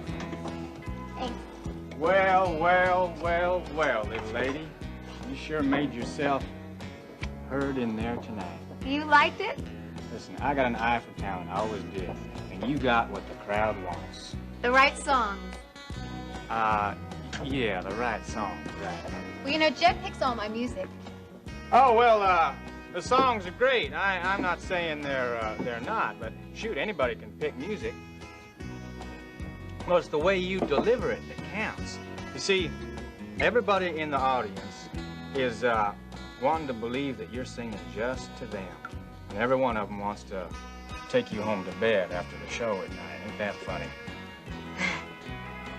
Well, I guess a little imagination never hurt anybody. No, it don't. When you keep socking them dead like that, then you got a permanent place in old Burns' stable.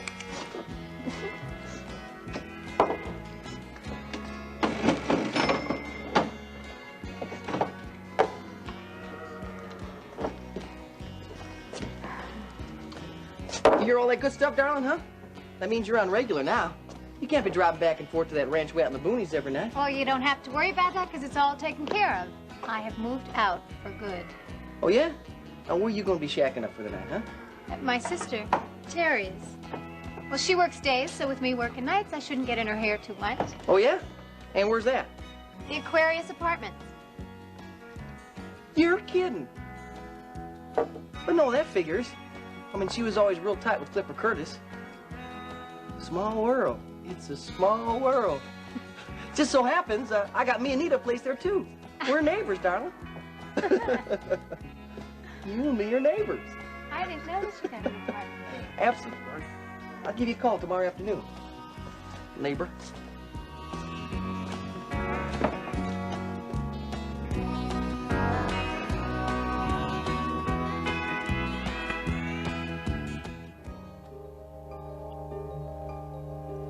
I just don't know what's driving Dad. What's happened to him?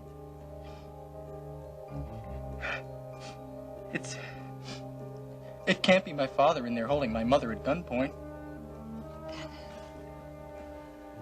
Darling, it's a mystery to me. And it was a mystery when my own father used a gun, too. It's as if he's determined to prove everything Wheeler accused him of is true. Darling, you have to think that that might be true. No, that is not true.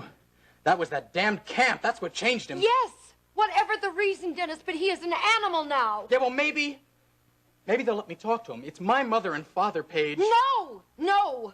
I don't care what you feel. He is out of control, Dennis. He could kill you. No. That's not the way to deal with him.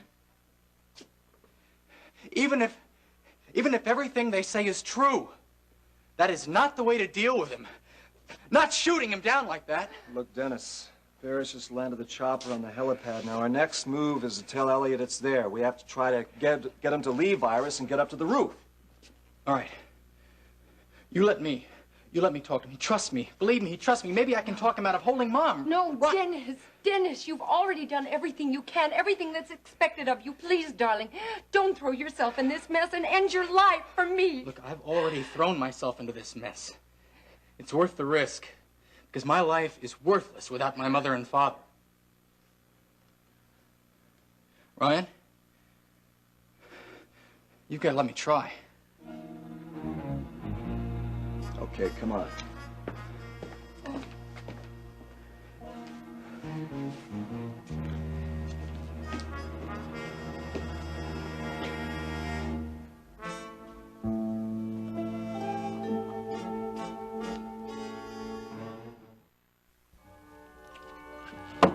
Dad, listen to me. I want to talk to you. If you tell him about Wheeler... I swear I won't. Please, Dad, I want to talk to you and Mom. You mustn't tell him about the escape plan. Elliot, it's Dennis. He wants to talk to you. Not a word. Oh, please, Dad, it's all going to be over if you don't let me talk to you. Now, come on. Please. Why won't you talk to him? Survive. That's the key. Secrecy and survival. And I have to get away, you see. I have to get away. I have a son. He's not answering. Look, Dennis, tell him the helicopter's here, but that he doesn't need Iris anymore. To leave her here, she'll only slow him down. Dad, the helicopter's here. You understand? The helicopter's here. Take the helicopter, but leave Mom here. You don't need Mom. Carrington! You have my word. I won't stop you. The police won't stop you. Just leave Iris and take the helicopter. I won't let him take Iris. I'm going in there. Don't go in there. No! Try to stop me, I'll kill you. I killed you once, twice. I'll kill you again. Leave Iris and take the helicopter. I'm going in there. I'll let him take Iris. Queenie's gotta go. If you try to stop me, I'll kill you. I killed you once, twice. I'll kill you again. Alex, go back, please. He'll shoot you. We'll all die together. It's fitting, isn't it? Our lives have become twisted until they're inseparable. Like a nest of jungle serpents, coiling, wriggling. Elliot, listen. No, you listen, Wheeler. You took everything from me. You took the life I dreamed of. You stole my son. You ruined everything. Elliot, no. Shut up! Elliot, you can still escape. The helicopter is up on the roof, and I've restrained the guards. The guards. I told them no flares. Out in the clearing. It made their faces ghastly, like dead men walking. I didn't want to see it. No flares. It's dark outside. You won't be able to see anything. Just let go of Iris. No. No, you're trying to trick me. Please, No, please. you'll get me alone and then you'll kill me. I can't trust you. I can't trust anyone. You can trust me. How pathetic you are. Do you really think a man's word means that much? You'll promise anything, and then when my back is turned... I don't shoot a man in the back. Alex, stop! I look him in the eye. Oh, Lord, no, no! Iris, my dear helpmate, my wife, do one last thing for me. No! One last thing. Push the button on the elevator for the roof. As the door closes, I will look Mr. Wheeler in the eye as I kill him. And then you and I will be together. No, Alex, run! Do as he says, Iris.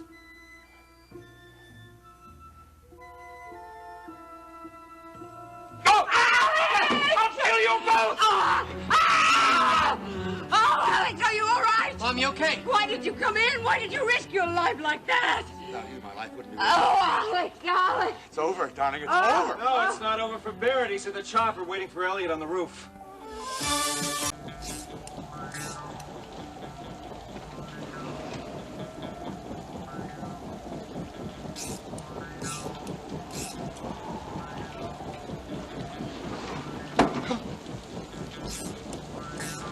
Oh, don't shoot!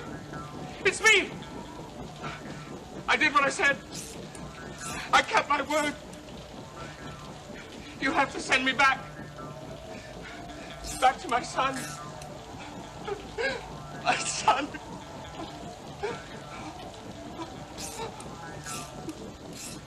Carrington? Carrington! Marshal, is that you? The others, are they with you? Yes, they're here. Good. Good. Then we'll follow the plan. The clearing, it's over there.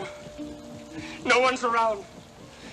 The guards don't know. The guards know, Elliot. They're waiting for us. No. Who told you? It's a lie. I wouldn't be so inhuman to betray. The Khmer Rouge, Elliot. They're in the jungle, waiting. The flares, the AK-47s. Let's take the others, Elliot. Into the clearing. No. Call out their names. Softly. So the guards don't hear. Nguyen Van Huang. William Lang. Tran Din Hoa. Don't! Van Min. Robert Soniat. The others. They're right beside you. They're waiting for the signal, Elliot, the one you and I agreed on. I don't want to see their faces. The flares, Elliot. They burn through your eyelids. You can't help but see. Give the signal, Elliot. The men want to see us. The man who betrayed them. And the man who led them into the clearing. You were their leader. You're guilty too. Yes. I'm guilty too. Give the signal, Elliot. The men are waiting. We all have a long way to go.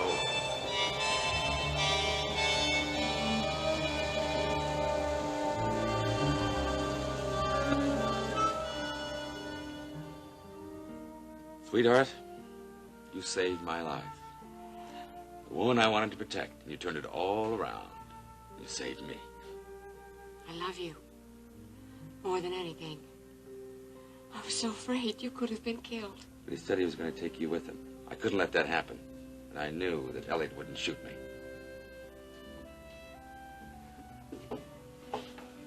They'll kill him. They've got guns. Ryan won't let them shoot Elliot. I don't know, Mom. They went up on the roof with the police. They wouldn't let me go with them. Honey, Elliot isn't himself. He has to be taken into custody. I mean, he's mad. Dangerous. You saw him, darling. He had a gun on me. Dad's done some terrible things, but he loves you. He told me that. He said he wants us to be together again. I know. Well, he has a strange way of showing love. Iris. He must face the truth. I know the truth, Mom. Dad's been through a terrible experience. When he came back, he needed psychiatric care, and all he got was more pressure. He threatened me. He shot Alex in the back. He tried to blow up the yacht. If Ryan hadn't thrown the bomb overboard, we would all be dead Iris, now. now, that's enough. Dennis can't take it all at once. You don't know my father. And you don't have anything to do with my life. So you butt out of this. Alex! Iris! I said that's enough. You know, he could have killed you, but he didn't. Because the elevator closed too quickly. No, Mom, he had a choice. You were hiding behind Wheeler. You couldn't see. I saw enough. Alex saw. We don't really know what would have happened. I prefer to think that he pulled himself back. Oh, please. Spare me your generous. Spare me your bogus generosity. Dennis. Mom, Dad's done some pretty terrible things. But he was sick.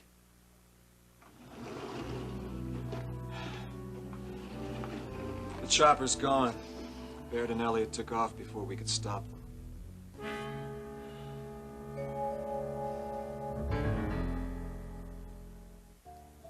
Yeah, I've got it. Just a minute.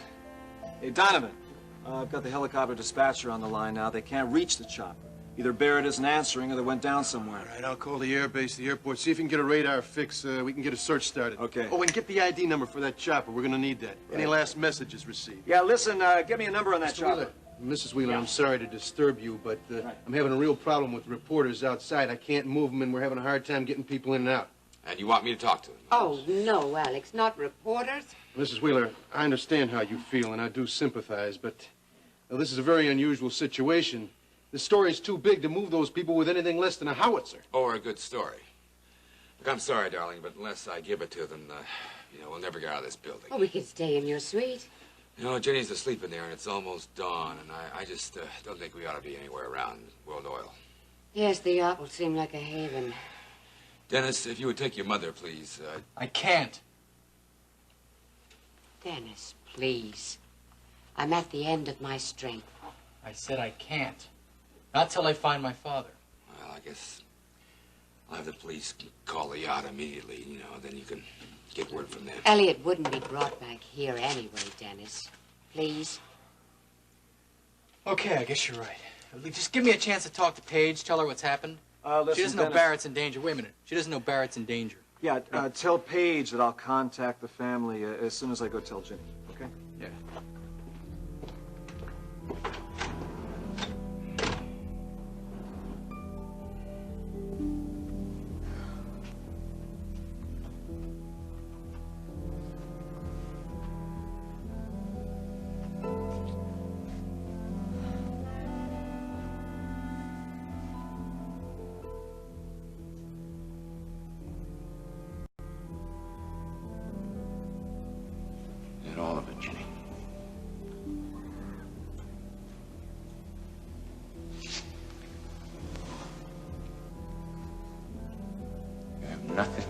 tell me.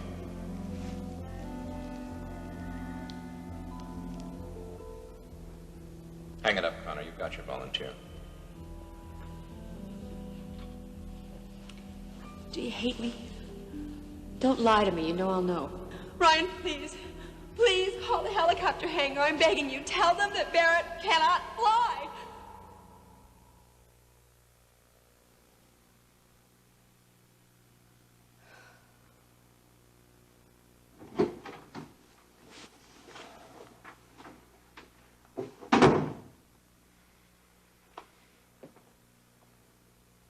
Iris is all right. She's free. I'm sorry, Ginny. We couldn't stop the chopper. Barry? He's in it with Elliot. Just can't hope anymore. It's almost as if I've forgotten how. It's all right. I don't want to hope. I just want it to be over. Ginny. Tell me what happened. Barrett isn't answering, and there's a possibility the helicopter may have gone down. Ryan, don't. I don't deserve it. Elliot Carrington and I are betrayers. No, Jenny, I don't want any comforting words. I've had it with feelings. I just want to know what I have to do now. You don't have to do anything. Now, I'm going to call Justin and Kate. How much does Kate know, anyway? Kate knows that Barrett wasn't killed on that yacht. That he was safe. Until his wife drove him away, out of her arms and her heart. That he would never have done that if I hadn't been unfaithful.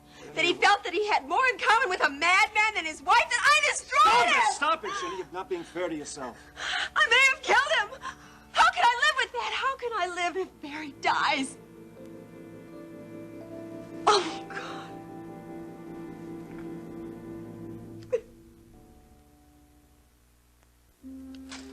It was necessary to make it appear that I had died. Elliot Carrington is a very intelligent man, and in order to flush him out, we had to resort to extreme measures, and you all know the results. Now, if you ladies and gentlemen will excuse me, I'd rather not answer any more questions. Can we have a statement? Okay, idea? folks, you heard what Mr. Wheeler said. That's all for now. Now, we'll issue a statement if there's any new developments. I'm going to hold you to the agreement. Let's pack it up for now and move on. Do you have any out. idea of where the I helicopter don't know anything else right now. Thank you very much. Justin. Thank you. Excuse me. I can't thank you enough. If you hadn't warned us about that bomb. I never would have gotten this terrific story. No thanks necessary, Alex. I only wish that Barrett weren't on that helicopter. I guess he felt that this is something he wanted to finish. I wish... I can't sort it all out right now. But Ryan and Ginny and Barrett are going to have to work this out if anyone can. I know how worried you are, and I'll give you a personal call just as soon as I get some more news. Right? Thanks, Alex. Alex. Normal procedure in a story as big as this. I would have called the network's chief executive officer. But considering her personal involvement... Vicky doesn't know about what happened tonight? No. And unless somebody calls her, she's going to see it on TV. Oh, all right. Thank you, Justin. I'll call Vicky. Good. I'll be at the studio. Okay. Bye.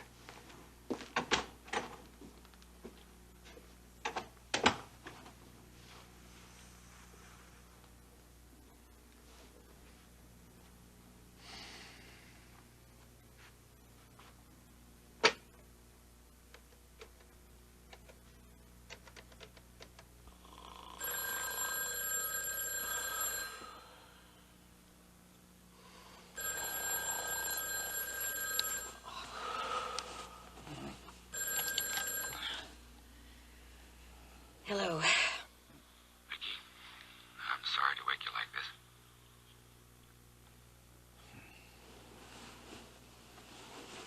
Who is this? Please. If this is your idea of a joke, it's cruel and heartless. Vicky, it's Alex. After I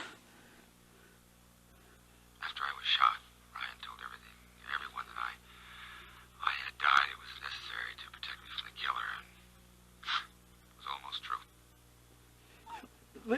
true. Vicky, what is it? It's not Rena. Nothing's happened. Vicky, are you all right? Yes. Well, Vicky, who is it? Look, I'm sorry, Vicky. I'm sorry for the deception. I'm sorry for all the pain I've caused you. But I wanted to tell you myself. Thank you, Alex. Alex? What is this? Some monstrous practical joke? Give me the phone. I can't believe it. I can't, but it's true. It's marvelous and true. Alex is alive. On Christmas night, when Dad and I visited the yacht, you knew then, didn't you? Yes, I had just found out. Alex had just come out of a coma and we brought Then him why on didn't you board. tell me? I'll handle this, Paige. How could I tell you Alex was alive with Elliot standing right next to you? What about the times he wasn't with me? If you suspected Dad, you could have told me. I could have gotten him some help, a psychiatrist, something. I believe Dennis and I are the concerned parties, Paige. Dennis, it was a very confused, a very dangerous situation. I did what I felt I had to do. Alex's safety was my first consideration. Now just restrain your anger and I will try to explain everything to you.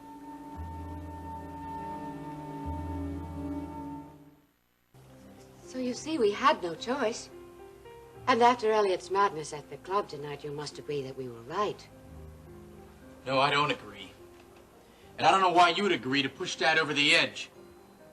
He was your husband. He's my father. At one time, Elliot meant a great deal to me, but he was no longer the man I married. His That's not imprisonment... good enough. Something's missing.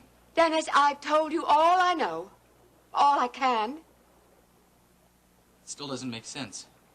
Look, I know Dad had a terrible experience in Cambodia, but this doesn't... How can you know what is going on in a man's mind? I mean, look at my brother Barry. He just should never have gone up in that helicopter. Only his self-righteous wife would have given him a welcoming that he deserved. Exactly. And it wasn't just that prison experience. It was Mom and Alex trying to force him out of our lives. That's what it was. Alex agreed to let Elliot stay in Houston and almost lost his life for it. Now, you cannot blame Alex. I should have left Houston with Dad when he wanted to go. I should have left everything aside. Dennis, what about me? Our engagement? We'd have worked something out. Yes, I am quite sure Paige could have worked something out. Of course, if it would have done any good. Dennis, you can't blame yourself. No, I'm sure of that. Well, now, just what does that mean? It means you are blameless in this situation, and in any other. You've been preyed upon by a clever and conniving person. Who? Come on, say it! Who are you talking about? You know, I'm tired of your insinuations about Paige. Oh, you're tired of Yeah. insinuations? All right. Then listen to a flat statement. Alex and I were together on the yacht on New Year's Day when I called you, and we were equally dismayed to learn of your engagement. So? You want to know what I think of Alex Wheeler's opinion? Dennis, no. No, I will not let her insult you like that, and I'm not going to let them run my life. Look, I'm going back to the world building. If nobody else cares about my father, I still do. Look, you can stay with her, or you can come with me. But I don't envy you the company. Now stop it. You two have both been through a terrible experience. I'm sure all of our heads will be a lot clearer after a good night's sleep, all right? I'll be on deck. I'll be up in a minute, darling. Yeah. Now then, Iris, you are tired. Would you like me to help you into bed? Spare me the helpful act. It's a bit shabby, don't you think? All right. Then let's just talk about this situation rationally, shall we? We are all in a state. Dennis is sick with worry over Elliot. I am over Barry, and you I'm are... tired, but I'm not irrational. You are upset, Iris. And understandably so. So please, let's not say anything that we'll regret later, all right? I have no regrets now, and I'll have none later. I appreciate your clairvoyance, Iris. But I don't think that you see the gilt edge to all of this gloom. Elliot's actions have got to affect Dennis. He won't admit it now, but later on... He'll see Elliot for what he is, a madman. Exactly. And then when we tell him that Alex is his real father, he will accept it a great deal easier. And the four of us will be one happy family. Make that 3. Iris, I thought we were friends. We were. Until you started lacing yourself around my son. Your greed is as transparent as your costumes at the club. Dennis happens to like my costumes. He was never a good judge of character. But now that I no longer have to worry about Alex... You can turn your attention to me? To you? And to this ridiculous engagement you have somehow managed to pull off. I love Dennis. Oh, save your protestations of affection. You are going to need them. Once Elliot is caught, and all of this is over, I will end your engagement. And you will break my heart. If you had one, I wouldn't have to. Dennis is my son. I did not allow Elliot to destroy him, and I will not allow you to even try. I believe you know the way out. Oh, okay, lady. You wanted to fight, and you're gonna get one. But this time, I'm going to win. Do you hear me?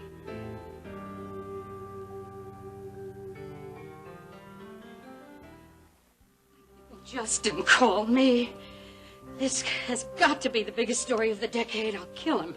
Alexander Wheeler, thought to have been Alex killed by a always did make sniper's a big bullet at his splash. wedding on November 21st. Leave it to him walked to into the come back downtown from the world dead. building late last night to confront the man who had allegedly tried Still to murder can't him. believe it. This dramatic I moment talked to was the him, climax even of now. a bizarre I series talked to of him. I events, beginning with the It's attempted true. murder It's of really Alex Wheeler during his true. wedding ceremony at the top of the World Club. Details are still unclear. but Stryker, this what are you first doing? I've got to hear all the details. And we are going to be hearing it over and over and over all morning, honey. Right now, we have to talk. Talk? About what, Stryker? This is wonderful news. But it also happens to be a fantastic news story. All the wire services, the national networks will want to pick up on it. I've got to know what this is all about. Victoria, the businesswoman, huh? I haven't seen her in a long time.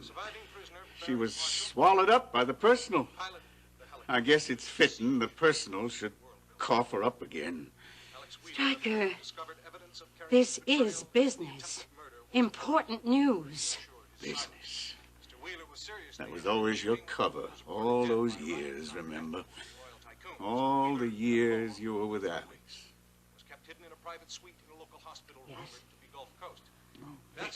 Vicky, don't try to act as if nothing had happened. Alex has come back from the dead. Our whole world has spun off its axis.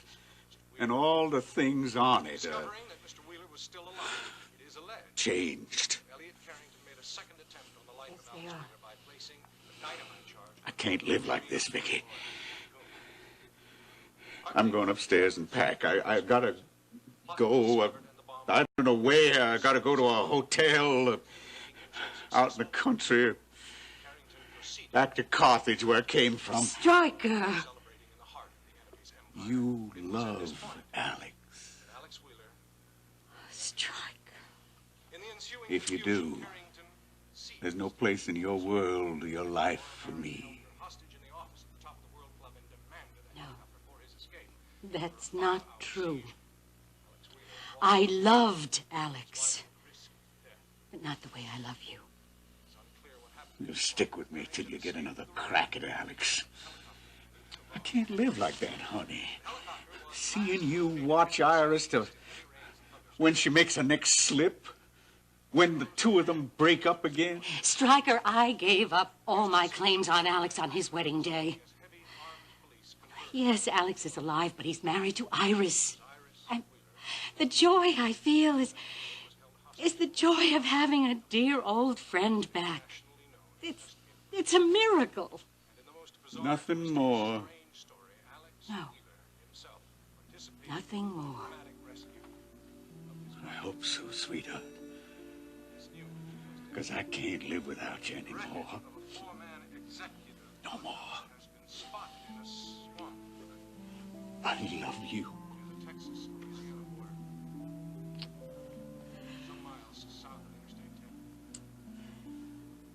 I love you, Stryker. It is not known whether this chopper... Alex may have stopped the world, but he didn't change that. And he never will.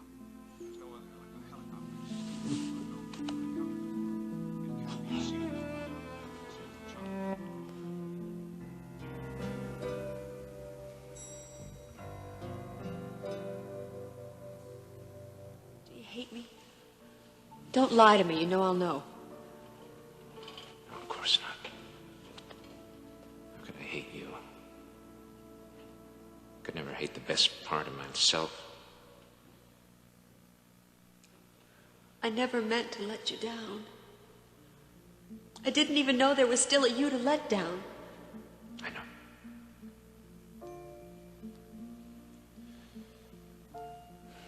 know. In my head, I don't blame you. Who could expect a woman to wait for a dead man? We don't know the dead, the life. I should have died there in the jungle with my men, with that other family of mine. I saw death so often. It lost its horror. It was just a lank black dog that hung around while I dreamed of. Now, being home with you. Maybe this is just that dream turned around, gone wrong. Tonight I'll dream of lying down with my men. My last feverish dream before death. And maybe I'll wake up there with them, dying. Oh, dear Lord. Barrett, don't think that way. You are home, please. Home is where they love you.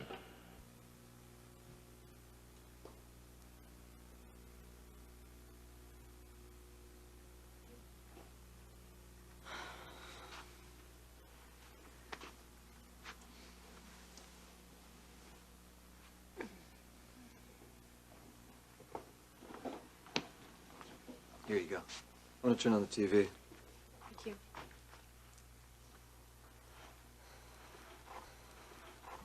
The helicopter was last located heading southeast in heavy rains and thunderstorms. For those of you who have just joined us, a brief recap. Houston seemed to explode last night and early this morning as heavy armed police converged on the World Oil Building.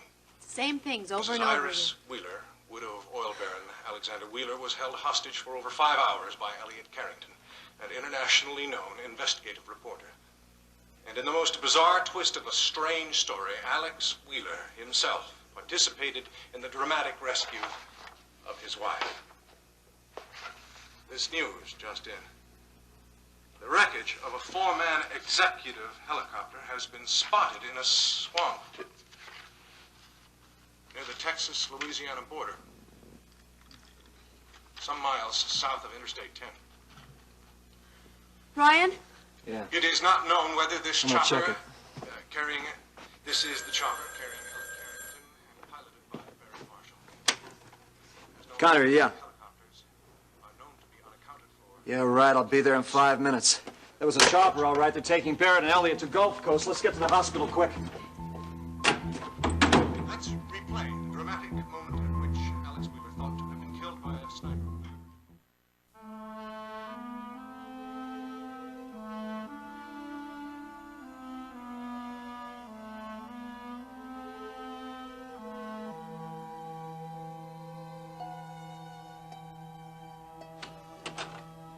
Oh, thank heavens the police are gone. I can have my office back and get a drink, which I desperately need. How about you, darling?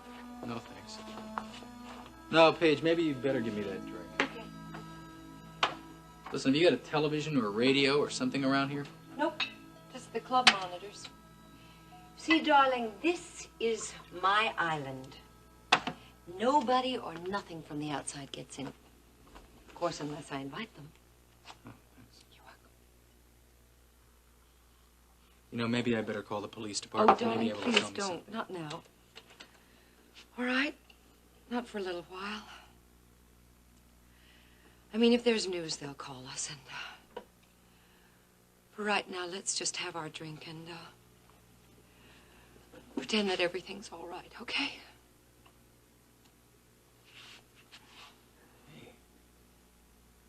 This has really been rough on you, hasn't it? Oh, it's not me. It's Barry. He was doing so well, Dennis, and now he... Listen, Paige, listen to me. I don't think Dad would intentionally hurt Barrett. I don't blame Elliot. It's Ginny. She just couldn't let Ryan go.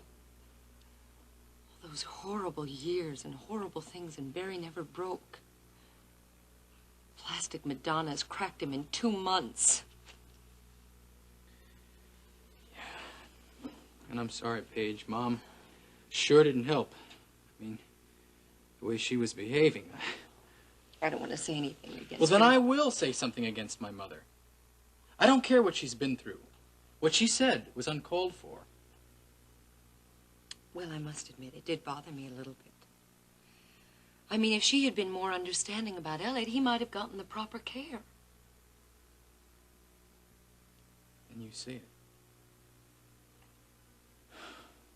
Thought I was the only one. Dennis, I couldn't agree more. Last night wouldn't have happened if Elliot hadn't been pushed to I it. knew Dad needed a psychiatrist. I just waited too long. That's Darling, all.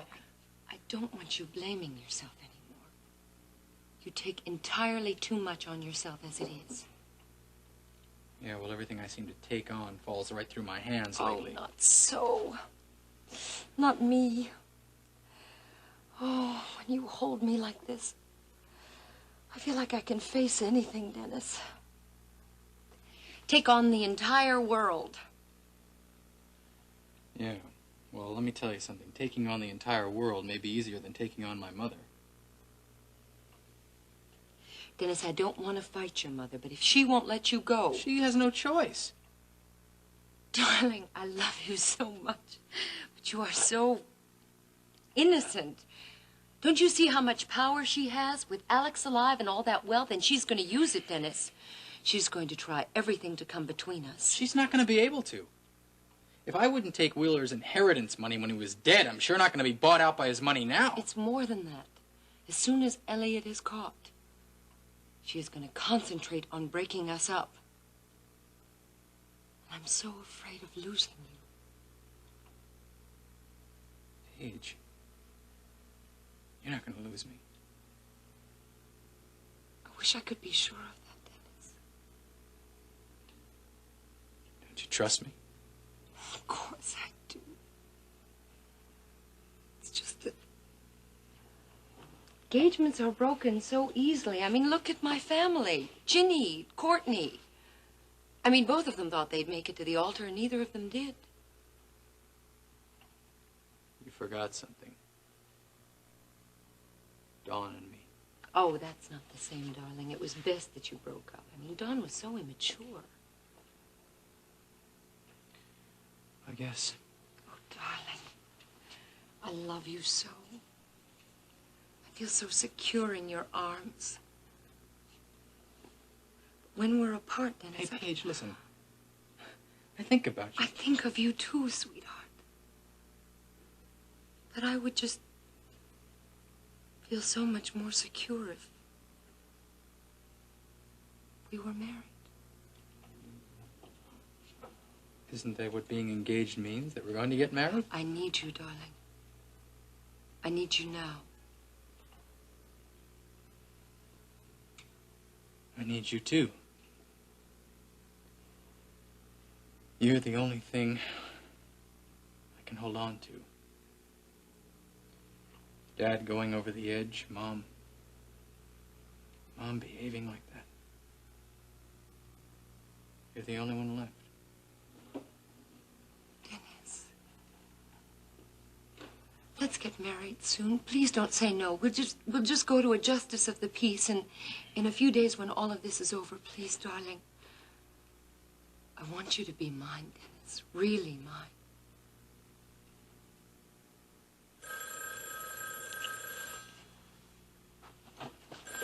Yeah, hi. Dennis. Yeah, Ryan, this is me. What is it? Dad? Look, the chopper crashed. Now, Barrett and your father have been brought here to Gulf Coast Hospital. Is he? No, your father's alive. Dennis, ask about Barry. Yeah, Ryan, listen, Paige is here. She wants to know how Barrett is. Barrett's alive, too, but I think both of you should come here right away. I'll see you soon, all right?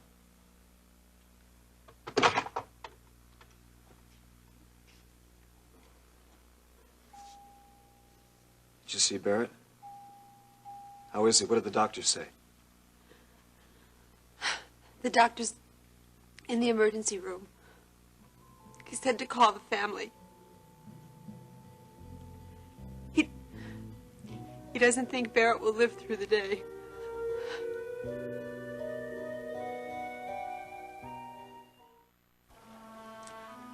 All right, please keep us informed, Ryan. And I can't thank the Marshall family enough. Have you talked to Justin? All right, good. Now, Iris is asleep, but if we can, we'll try to get over to the hospital as soon as possible. All right, goodbye. I thought I heard your voice. Is there news? I thought you were asleep. You should be. You need the rest. I couldn't sleep. Tell me what's happened. Chopper has just crashed near the Louisiana border. They didn't know if it was the weather Or Elliot or Barrett. Do the police have Elliot? Yes, they were both pulled from the wreckage, and they've been brought over the Gulf Coast. Then it really is over? At last, you really are safe? I just hope it hasn't cost the life of a brave man, that's all. Poor Barrett, how is he? Well, in a way, he's lucky the helicopter crashed in the swamp. There was no fire, but Barrett's been badly injured. And Elliot? Elliot, they found wandering in the swamp near the wreckage. He was unarmed. Physically, he was all right. But they said when they found him that he was down on his knees in the swamp and begging the guards to kill him, that he was guilty for trying to escape. And he seemed to be in that jungle, and that his escape attempt had failed. Ryan saw him at Gulf Coast. He seemed to be completely in that other world. I'm afraid he's totally insane.